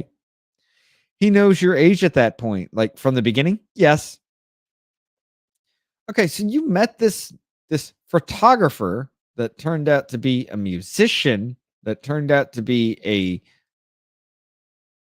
an athlete when you were 15 years old. And he talked to you for a year and a half, almost 2 years, before you decided you're going to LA. Okay. How did you pull that? I asked. I would never let it happen, I said. Thinking of my children, were your parents under some type of spell from this person? It sounds like they had no reason to believe it wasn't going to be a legit opportunity for their daughter. Her mom would later tell me that at the time, Eliza would be turning 18 soon as well, and there would be no stopping her. Let her do it on her own fucking dime. Why the fuck would you drive her out to LA for all this shit to happen? What kind of fucking parent are you to drive your daughter to LA at 17 years old, set her up with a goddamn apartment, and let all this shit happen? What kind of fucking mother are you? At least wait till she's 18 years old and then it's all on her. Right now, all this shit is on the mother, is on the father, because they're worthless fucking parents. How did you get to LA? My dad moved me out there. What did I just say? She could probably tell, but I was watching for any body language, eye movement that would seem that she's conjuring up a fiction, blah, blah, blah, blah, blah. Eliza said she was 17. Her parents moved out to the apartment. This is where I guess I get some of the story messed up. I said, is there a switch in the guy at this moment? The photographer introduces me to the musician. Oh, here we go. Now we're starting to get a little bit of a hazy area here yet again. Okay, so now you're trying to take the photographer that shall not be named and separate him from the musician that shall not be named. How does that separate into the athlete that shall not be named? How does that happen? Because as a photographer, you were talking for a year and a half, 2 years of your life before moving out to LA that introduced you to this musician that trafficked you. So the photographer groomed you and the musician trafficked you. Okay. I again asked for names, but she refused. We get into this specific discussion later, but wanted to establish the side of what happened in LA first. Are the photographer and the musician together? Like physically, she asked. I mean, are they a team? Do you think I know that? She said with some hostility. Boom. Right there. Should have clued you in, Shane. Oh, were they working together? Were they a team? Do you think I knew that? Why would I know that? Oh, because this is your fucking story. And the photographer introduced you to the musician. You would think that you would find out some kind of connection with these people. Okay, you were 17. You were fucking retarded, just like every 17-year-old is. I get you. But every fucking 17-year-old would ask, well, how do y'all know each other? At least that. I mean, if I'm introducing somebody to a person that I know, of course, every single person, well, how do y'all know each other? Every single time I've introduced somebody to somebody else, every single time, even on the connections on the internet here that we've made, the people that I've brought in, the people that have talked to each other because of the show, every single one of them have asked me that same goddamn question. So don't sit there and tell me you didn't ask that fucking question. I don't know. That's what I'm asking. How soon after moving to LA this happened? Immediately, within a few days, like 48 hours. So you moved out there, you met up with this photographer within 48 hours, and then the photographer met up with this musician who then started immediately trafficking you. I suppose I made a surprise face. This is West Hollywood we're talking about, she said. I'd just been to Hollywood, and it seemed like this kind of city where dreams and nightmares coexist so tightly, it's kind of hard to distinguish one from the other. I went over to the musician's place. I don't remember if he came and picked me up, but I'm pretty sure he probably did. We went over there hanging out and had some beer. This is when everything went downhill. He handed me something to smoke and I smoked it. Well, again, being a retarded teenager, I get you. I understand, but who the fuck? Why the fuck? Oh yeah, your groupie whore days. You're falling right back into that. Yeah, that's it. I think they called it ice or glass. I think it was something like crystal meth. Remember what you were thinking in that moment? My dreams were coming true. By smoking crystal meth, your dreams are coming true. Wow. Okay. Uh, did you not feel any sense of dread being away from your family, being with these people? I was in a dream world. Up until that point, I didn't even know that evil was a thing that happened. Oh, bullshit. You didn't learn about evil from church? I asked. I understood her father went to seminary school in Denver and that religion was important to the family. I did not understand what evil was until LA. Bull fucking shit. By the way, here's a better picture. Does that jacket look old? Hmm. Not only that, but that jacket doesn't look like it would fit a friend, a male friend, because he worked for Tesla, unless the dude's a fucking midget. That doesn't even reach your damn hips. So unless the dude is a midget, ain't no fucking way that guy has that jacket and just decided to give it to you.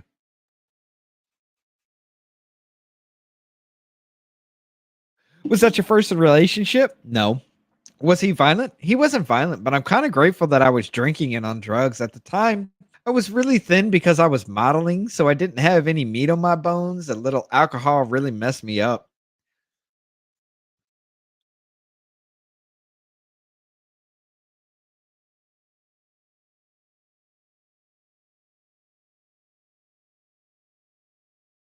Mm. None of this looks like you're starving yourself. None of this looks like you're very thin for modeling.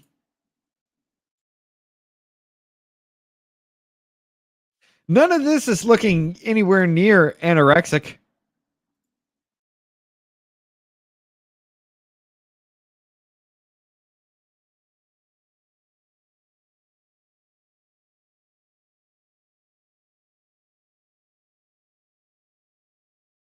There's no sound to this. Oh, my headset's dead. Hold on.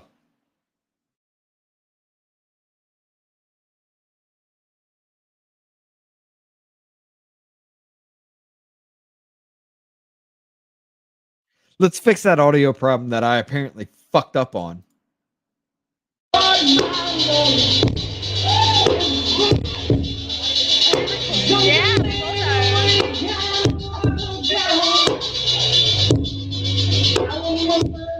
That don't look like you're very thin for modeling. Sorry, that don't look like you're very thin from fucking modeling.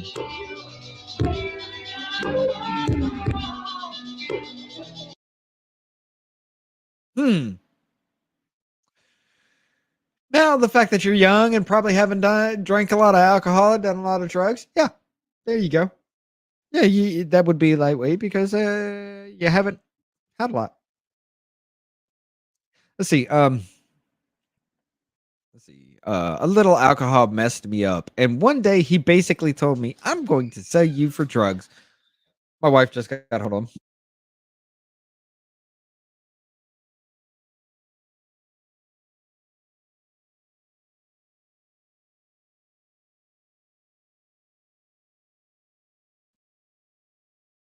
Let's see. Where was I? And one day he basically told me, "I'm going to sell you for drugs." I was in the room when he brokered the deal. He called the guy. I don't know if it was all planned out in advance or whatever. I don't know. I'm assuming this is a thing they did. Hmm. And you consider this a relationship? I probably would have thought that, but I wasn't used to having male relationships, not like that. Did sex come with it or sex with him come into place before all this? It was clear there was no choice. The thing is, like, I hadn't come from that. That wasn't part of my lifestyle. Again, you dodged the question. You dodged the question when he called the bar. Were you thinking anything like, what the fuck is this phone call? No, I was just told we needed more drugs, so we're gonna sell you. And I was like, holy shit, I'm a child prostitute. I was embarrassed. I knew immediately I would never tell anyone about this. Hmm. So when you're like, holy shit, I'm a child prostitute, never thought Maybe I just need to run away from this situation, physically run away from this. Let's get the fuck out of here. That never crossed your mind? No, no, it didn't. Because you wanted the drugs. The magician dropped her off at the house in West Hollywood Hills. Can you describe this man? The buyer? Old, fat, ugly guy. I could probably recreate pieces of his room. It's weird what your brain remembers or conveniently leaves out and forgets. His bed was red, but not blood red. It had a red blanket. It was a really nice place, and there were multiple people living there. So Hugh Hefner, old, fat, ugly guy. Well, I guess Hugh Hefner wasn't fat, but to you, he probably was because he was old as fuck. Uh, were they there for you too? Not for me. They came and went. Lots of drugs and alcohol. What? Lots of drugs and alcohol. That has what? Okay. How long were you there? I can't say. Maybe days, a week. Were you on drugs? Yes, thank God. It was not pleasant experience. It was scary. I don't know what particularly happened, but I think I started to kick a little bit. I think I became a problem. I wasn't eating, I wasn't drinking, and I believe I had an overdose. And that saved my life. This happens sometimes with victims. Hmm. Seems like you studied up on that. I was left for dead, but I survived. I thought it was my fault. I woke up in Sadara Sanari, whatever the fuck. No friends out there. Nurse treating me told me she treated Kurt Cobain once and that he and I have the same eyes. He died a few years earlier. That moment would eventually keep me sober. Maybe she was just gassing me up to make me feel better, but it gave me confidence. You sure do like to name drop a lot with that. Like, what? Okay, so because this nurse said she treated Kurt Cobain and you have the same eyes, that kept you sober? Fuck off. How did you get back home? My parents bought a plane ticket. Somehow they knew. I wonder how. I wonder how. Now there is a connection to this. You remember when I said we're looking into things, how she was doing adult movies? How we suspect she was doing adult movies? Wonder how. You just gonna have to wait for that little bit of tidbit information. She doesn't know anything else about it. When my dad dropped me off in LA, I think I had blonde hair, and when I arrived back here, I had jet black hair. Everything I brought home was in a trash bag. My parents didn't recognize me. The people that really hate you are demanding these details. Nobody, well, there are probably people that hate her now for what she's fucking done, but nobody hates her because of this shit. Nobody fucking cares because of this shit. What they care about is the fact that instead of saying anything, instead of clearing the air or even ignoring it altogether, she demands that people be locked out of their accounts and censored. She demands that Twitter yet again violate the First Amendment rights of American born citizens. One must work with the primary source first and then unspool what you can learn from there. I can't reverse engineer it. It's like gore porn, Eliza said, referring to the gruesome details that many are saying they needed to hear from her. They're hitting me up. I wanting to know if my vagina is ripped. No, no, maybe the ones who were trying to make fun of you for your lying. Nobody fucking cares. Part of me hopes you were lying because I want none of this to be true. She went back to recalling what she could of the overdose. Everybody, I love how she just, a part of me hopes you were lying because I want none of this to be true. Everybody's got stuff that's happened to them. I was lying in bed that night thinking about, I love how she deflects from that to go back into this bullshit story that she's had, what, a month to prepare for? I'm just so grateful that I'm still alive. Like, it's bad. Yes, but like, bro, think about how much life I've lived. I've had since then. I'm so grateful that despite all of this stuff, I did so much dope shit. Huh. Again, deflection. Yeah, everything that I went through is bad, but hey, cool. Check me out. I'm doing cool shit now. Let's get off this subject and talk about me now. I think it felt like she had a I think she felt like she had to say something positive because my face was probably as grim as a scientist. Shut up with the doomsday clock shit.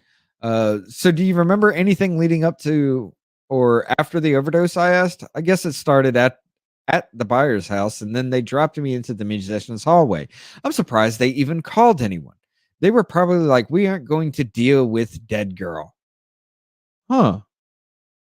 Yeah, that kind of sounds like what was that? The scene from Pulp Fiction. Except nobody jabbed that fucking needle into your heart. They just put you on the ground. Huh. A lot of people who've been looking into your past are asking themselves, how could this happen to a daughter of a politician? It looks like she had a nice family. That's the most disgusting insult. You can be a survivor and be other things. You can have a family. A lot of survivors I know are married, have kids. It's not like you're a survivor and that's all you are.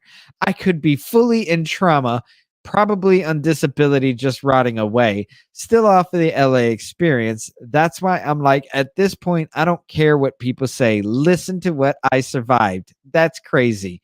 No, you don't want anybody to remember the fact that when you were on the show, you were with Eliza Schaefer and Sydney Watson, your first appearance, that you were laughing and joking about how you were being trafficked.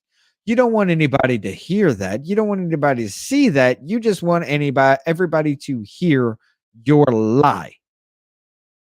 Your lie for money. Now, mind you, this comes back off the end of the Me Too movement where everybody was just saying, "Oh, this man raped me because of things. You gotta believe me because I'm a woman." This came off the end of that shit. She mentioned how anyone from any status of any type of family could fall victim to trafficking. Later, she'd tell me things like, later, she'd tell me things.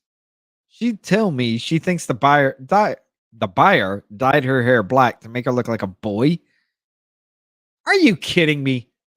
That's a straight up fucking lie. So the buyer dyed your hair black to make you look like a boy? That's a fucking straight up ass lie. I think it's what they were into, she said. She believes that there were transgender kids in the house as well as in Hollywood Hills. Were you sold multiple times? My first trafficking experience was short, just that one time. What was it like when you got home? I forgot how to write. I had to learn to write again. English was like another language. I was so fucked up that I didn't know how to order food at a restaurant. I was so fucked up that I stayed sober for 8.5 years just because I was terrified. I was so fucked up that I never told anyone and promised myself I would never tell anyone because I was so traumatized. I was so fucked up that I've been trying to remember how I got to the airport. I don't know if the trafficker drove me, if a police officer drove me, or if I drove my own car. I can't believe I'm alive after that. The drug overdose didn't kill me. The traffickers didn't kill me. The sex abuse didn't kill me. That was also the time when HIV was still making its rounds pretty heavily. But during that time, it would have been a big concern. The fact that I survived that and didn't come out with HIV, I cannot believe it. And after you flew home with yours, were you sort of home? You were sort of comatose. I had no strength, just no physical strength. Um, I had no mental strength. Blah blah, fucking blah. Hearing the story, stop it. It's important for me to hear your side of the story.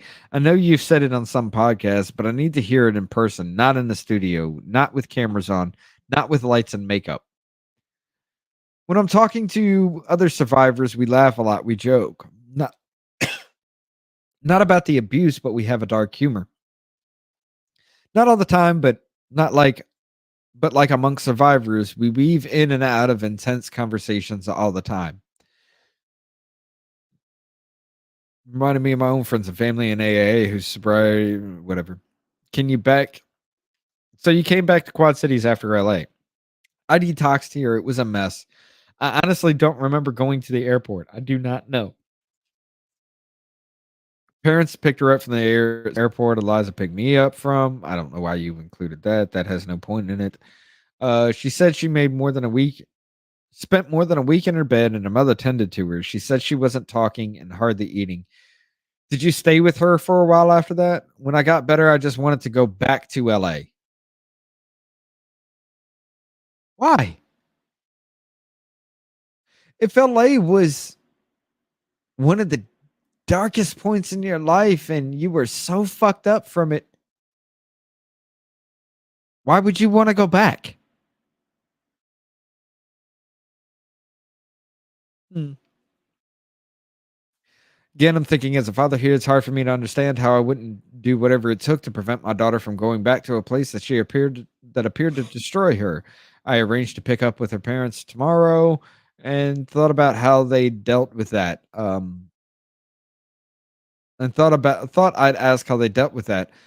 Whether or not you, reader, are believing Eliza, perhaps she put herself in a very bad situation. Perhaps you don't believe she was trafficked and sold for sex and drugs. But even if the overdose is the only thing that's real, her parents then would have seen a destroyed version of their younger daughter. And I had a hard time putting myself in their shoes without putting up a fight to prevent her return to LA. I understand your point behind that. I get it. But what the fuck? Both my kids are still young, and I know I put my parents through hell when I was 17, 18, 19.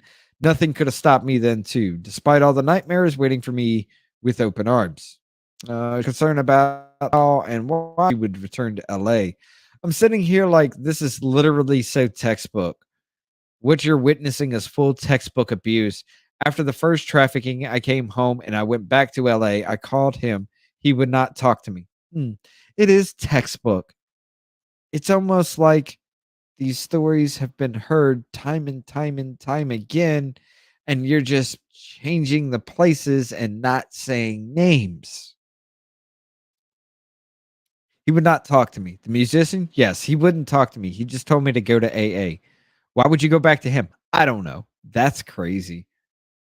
I don't want I didn't want to miss the opportunity. What was the opportunity?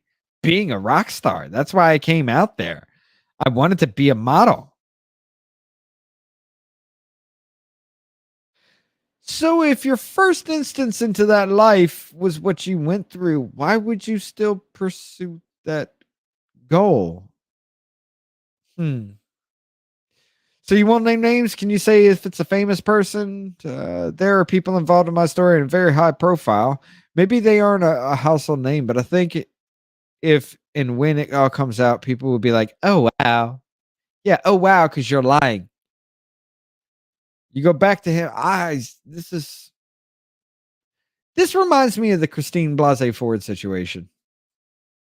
Except Christine Blasey Ford was paid to try to name and frame Brett Kavanaugh. Yeah, that's the only difference here. Is she's not going to name anybody because she hasn't found that target yet. I didn't see him physically. I just called him. Did you go to AA? I went to AA in Chinatown. I believe it was on a Monday. The meeting itself was called Chinatown. It was in West Hollywood. And you were thinking about yourself at the time? And what were you thinking about yourself at the time? I thought I'd been a child prostitute. This is what you considered yourself? Until I was in my 30s, I didn't even know about trafficking. It wasn't in my language at all. My first advocate is one who told me she believed I had been trafficked. Once I told her my story, I had no language. I thought I was the one that was committing crimes. We need to find out who the first advocate is and ask her about this shit. We need to get this information. And the fact that Shane Cashman doesn't even go into this, who doesn't even ask that question, giving something to reference and go into a backstory about, that's a fucking problem. Let's see. It once, whatever. I thought I was the one committing crimes. Yeah, you were. When says she's committing crimes, plural, I believe she's also referencing her second trafficking experience, which we discuss in the later part of the series. At the time, I thought, oh, I'm an addict. I wasn't thinking about the trafficking. I was thinking I just have a drug and alcohol problem. I remember I tried to tell my first AA sponsor what happened with the guys in LA. It was still on my spirit. It was still in my heart. I was very young. Did the man in LA who sold you get in trouble? I asked. I don't know, and I haven't looked. I almost thought about looking right before you came out here, but I can't. What keeps you from looking? Why go back? Yeah. Why go back to LA? Why go back to any of the shit? Oh, yeah, that's right. You wanted to be a rock star. You wanted to be a model. Well, why go back? Why look to see what happened to the person that sold you for drugs? Why would you do that? That makes no sense. Why would you find out what's happened to that person? It makes no sense. Wouldn't you find some type of solace knowing that he was in jail, or I don't think he's alive? How would you know? This is just some made up bullshit in your head, but how would you know? But you could be out there preventing others from getting hurt by him if he's still alive. She took a deep breath before responding. I understand. I do. And I think about that myself. There were multiple times I tried and it never went well for me, she said, referring to the second man who said she abused and trafficked her. You mean kind of like a Christine Blasey Ford situation where you can't give out any real details and everything, but you want everybody to believe you? You mean that whole situation? Hmm. Sounds very familiar. Look, at this point, this is number one. There are laws that aren't going to work in my favor. The LA stuff is way in the past. Sometimes there are provisions where if it's over 10 years, but like generally speaking, it's all he said, she said. Simply accuse someone with no evidence, it would not end well for me. And when I say no evidence, I mean like no evidence. Like I had no evidence for this first story, right? So it would literally be the most he said, she said, and nobody's going to be like, you know what? Yep, she's right. Correct. You nailed it. Fucking 100% perfect. Nobody. Why? Because there have been way too many false fucking claims. Just like Christine Blasey Ford, who brought up her Me Too claim against Brett Kavanaugh 35 fucking years later with absolutely no proof. 35 years later, didn't say shit to anybody for 35 years, and then all of a sudden, we're supposed to believe this bitch whose friends turned on her, just like friends of Eliza Bleu has turned on her, and we're still just supposed to believe your fucking story. Now, if your friend or friends have come out and said, yeah, this is true, this happened, then you might have had credibility. But the fact that the woman you tried to traffic was telling everybody, no, she lived in a pretty nice neighborhood. She didn't sleep on the floor because of gang violence. She slept on the floor because she was really into the fucking floor pillows and she wanted to do that herself. Yeah. When people read this, that I don't trust you, when people read this that don't trust you, they will say you're just making shit up. Yes. Most of this is going to run off faith in me as a writer, but on you too as well. Yes. We don't leave because she simply won't give up any names. She won't give up any kind of information as well. And if anybody talks to her about it now, oh, I'm just a survivor and you're going to bring up my trauma. Bitch, you tried to make a career off your trauma. And now because everybody's questioning that, now it's a problem. Just don't question it. Just keep believing. I could lie to you right now and say he's so and so. I could lie to you right now and say he's dead. I could lie to you right now and say he's in jail. It would have been more advantageous for me to lie. It would have sounded better if I could lie. But I told you the truth. I'm telling you the truth. I want the hate. I know what the haters are going to say, but I'm telling you the truth. Huh. Why would you bring that up? Why not just go ahead and lie like you've been doing?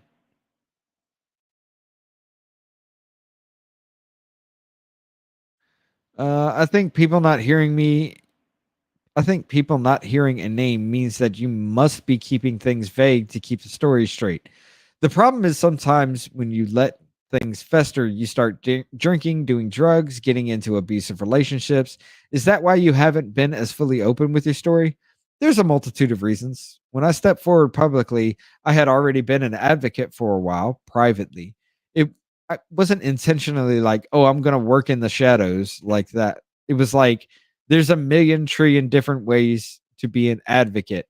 I didn't want to be a advocate and I didn't want to be a public survivor. I can unpack why, like why I didn't want to be a public servant. Look at my current life. This is why I don't want to be a public survivor. Believe it or not, I didn't want to be a public survivor. Then why in the fuck did you try to make a career out of being a survivor? I don't get it. Her first appearance publicly as a survivor of human trafficking and as an advocate for survivors was through an article in the Daily Wire written by Amanda Prestican. I'm not even going to try to say that name.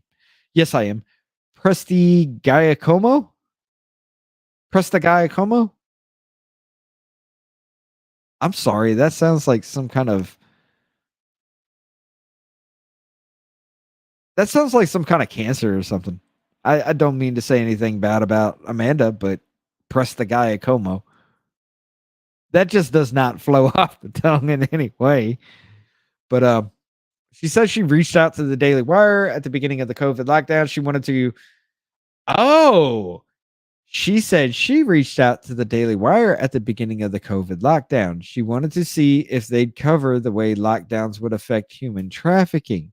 The lockdown, she said, she predicted would increase risk of for vulnerabilities. Oh, so she was the one that went out publicly with the Daily Wire, but she didn't want to be a public figure. She didn't want to be a public advocate, but she just reached out to the Daily Wire to be a public advocate. Yeah, none of this is still making any damn sense. I didn't reach out to them to cover me. I wanted them. I didn't want to be a public about my story or advocacy, she said. That why the fuck did you talk about it then?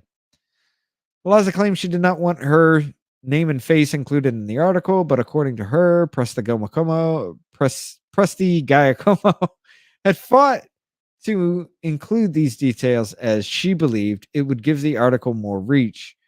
The two went back and forth about this until Eliza finally agreed to allow them to use her name and image. Prestia Giacomo previously tweeted this about her decision to make Eliza to use her name. Eliza came to me uh, during the pandemic was serious, worried about abuse and trafficking. Her concern was always with others. She had so much knowledge about how to address the vital issue, otherwise largely ignored. I asked to include her name and photo because I thought it would be bring more attention to the issue, and it did. I don't regret asking her to do so. She was one of the fiercest fighters I know. I told her she's been I told her she's now being targeted personally, right as she's helping Elon Musk fight child exploitation on Twitter. Strange timing. No, no, it's not strange timing. It's not strange timing at all. What popped off this whole damn questioning was the fact that she came out of nowhere and all of a sudden she's involved in the new Twitter after Elon Musk. People started wondering who she really fucking was, started finding out all this shit. And it's not right as helping Elon Musk find child exploitation on Twitter. What are you trying to say? That anybody that questions this is somehow a pedophile? Anybody that like me on the outside looking at all this, I'm somehow a pedophile, Amanda? Shut the fuck up. Eliza and press the Kamakomo are Eliza and the cancerous bitch. Also, direct message. No, I'm going to say that because that colloquial attack, that was an attack on me as well. So I'm going to attack you back. You got a fucking problem with it? Kiss my white skin flaps. I call my ass. Also, direct message. You tell her about the conversation. There are screenshots from that conversation. You didn't even want to tell your story. You wanted to help keep others out and get so much information as possible. Fucking blah blah blah. Literally told everyone from that day. Uh, well, number one, I don't think people understand human trafficking, even though you can just Google what it means. And then, like, also listen to a bunch of survivor stories and go to the human trafficking hotline or the Polaris Project website. The human trafficking hotline that you couldn't cite off in one of the little interviews. You just told them to look at your Twitter account to find that hotline that has since been deleted.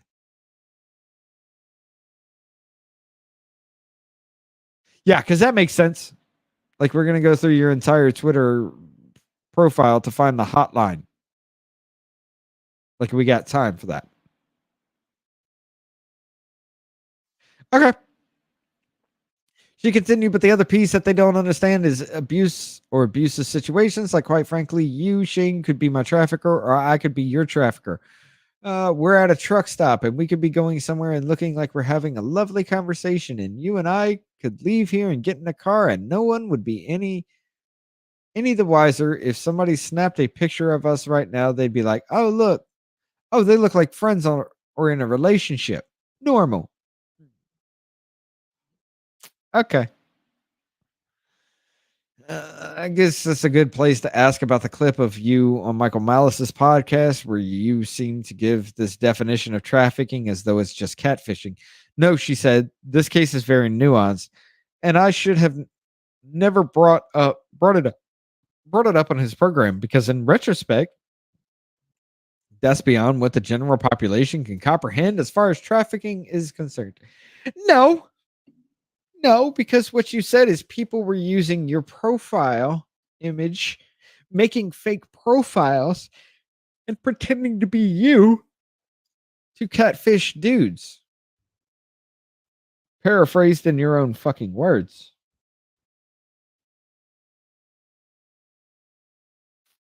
No. No, no, no, no. That's a straight up fucking line. You know it. Let's see. How far are we along? 2 hours and 14 minutes. I may have to go. I fucked up at the very beginning of this because I don't think I turned on the sound.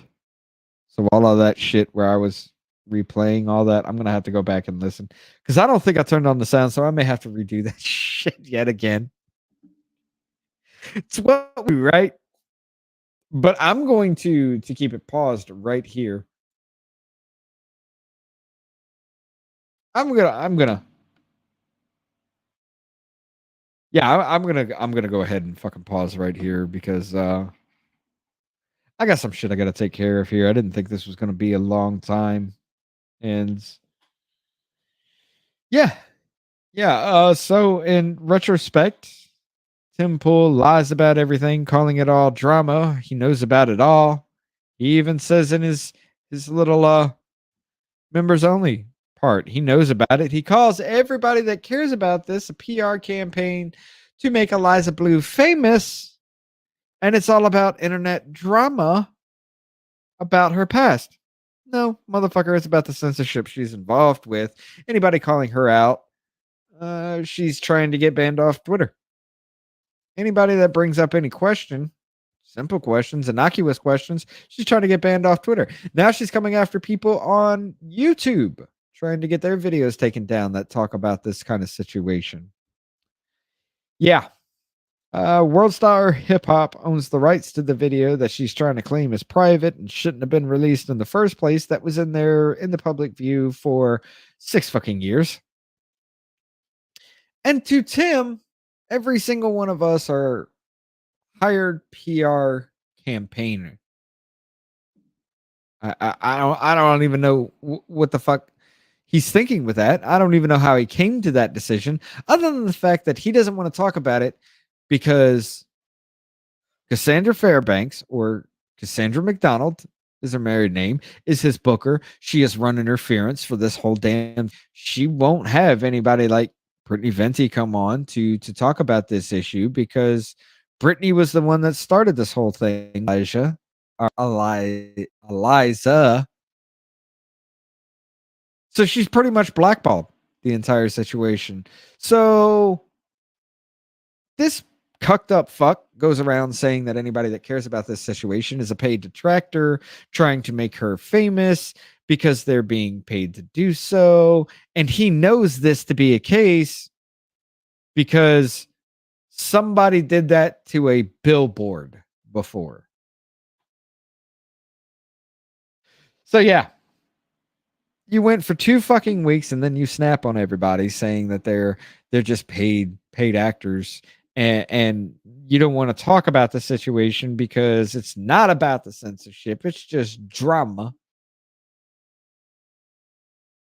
So on stream here I've canceled all my shit, and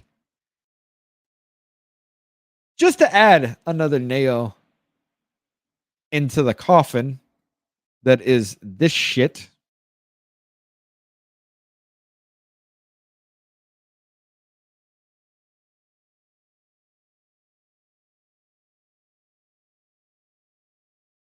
Wait a minute. I don't want to have this on screen here, but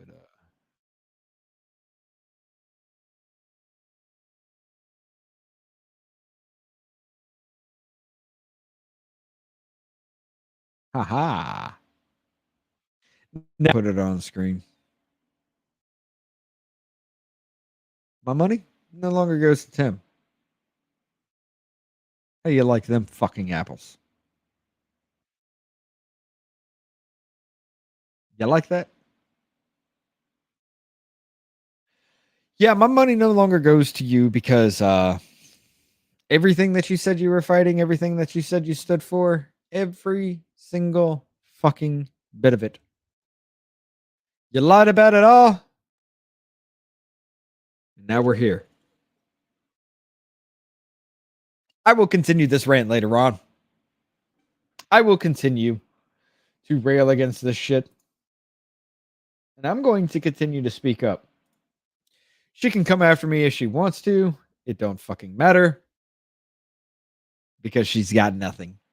And she can do nothing.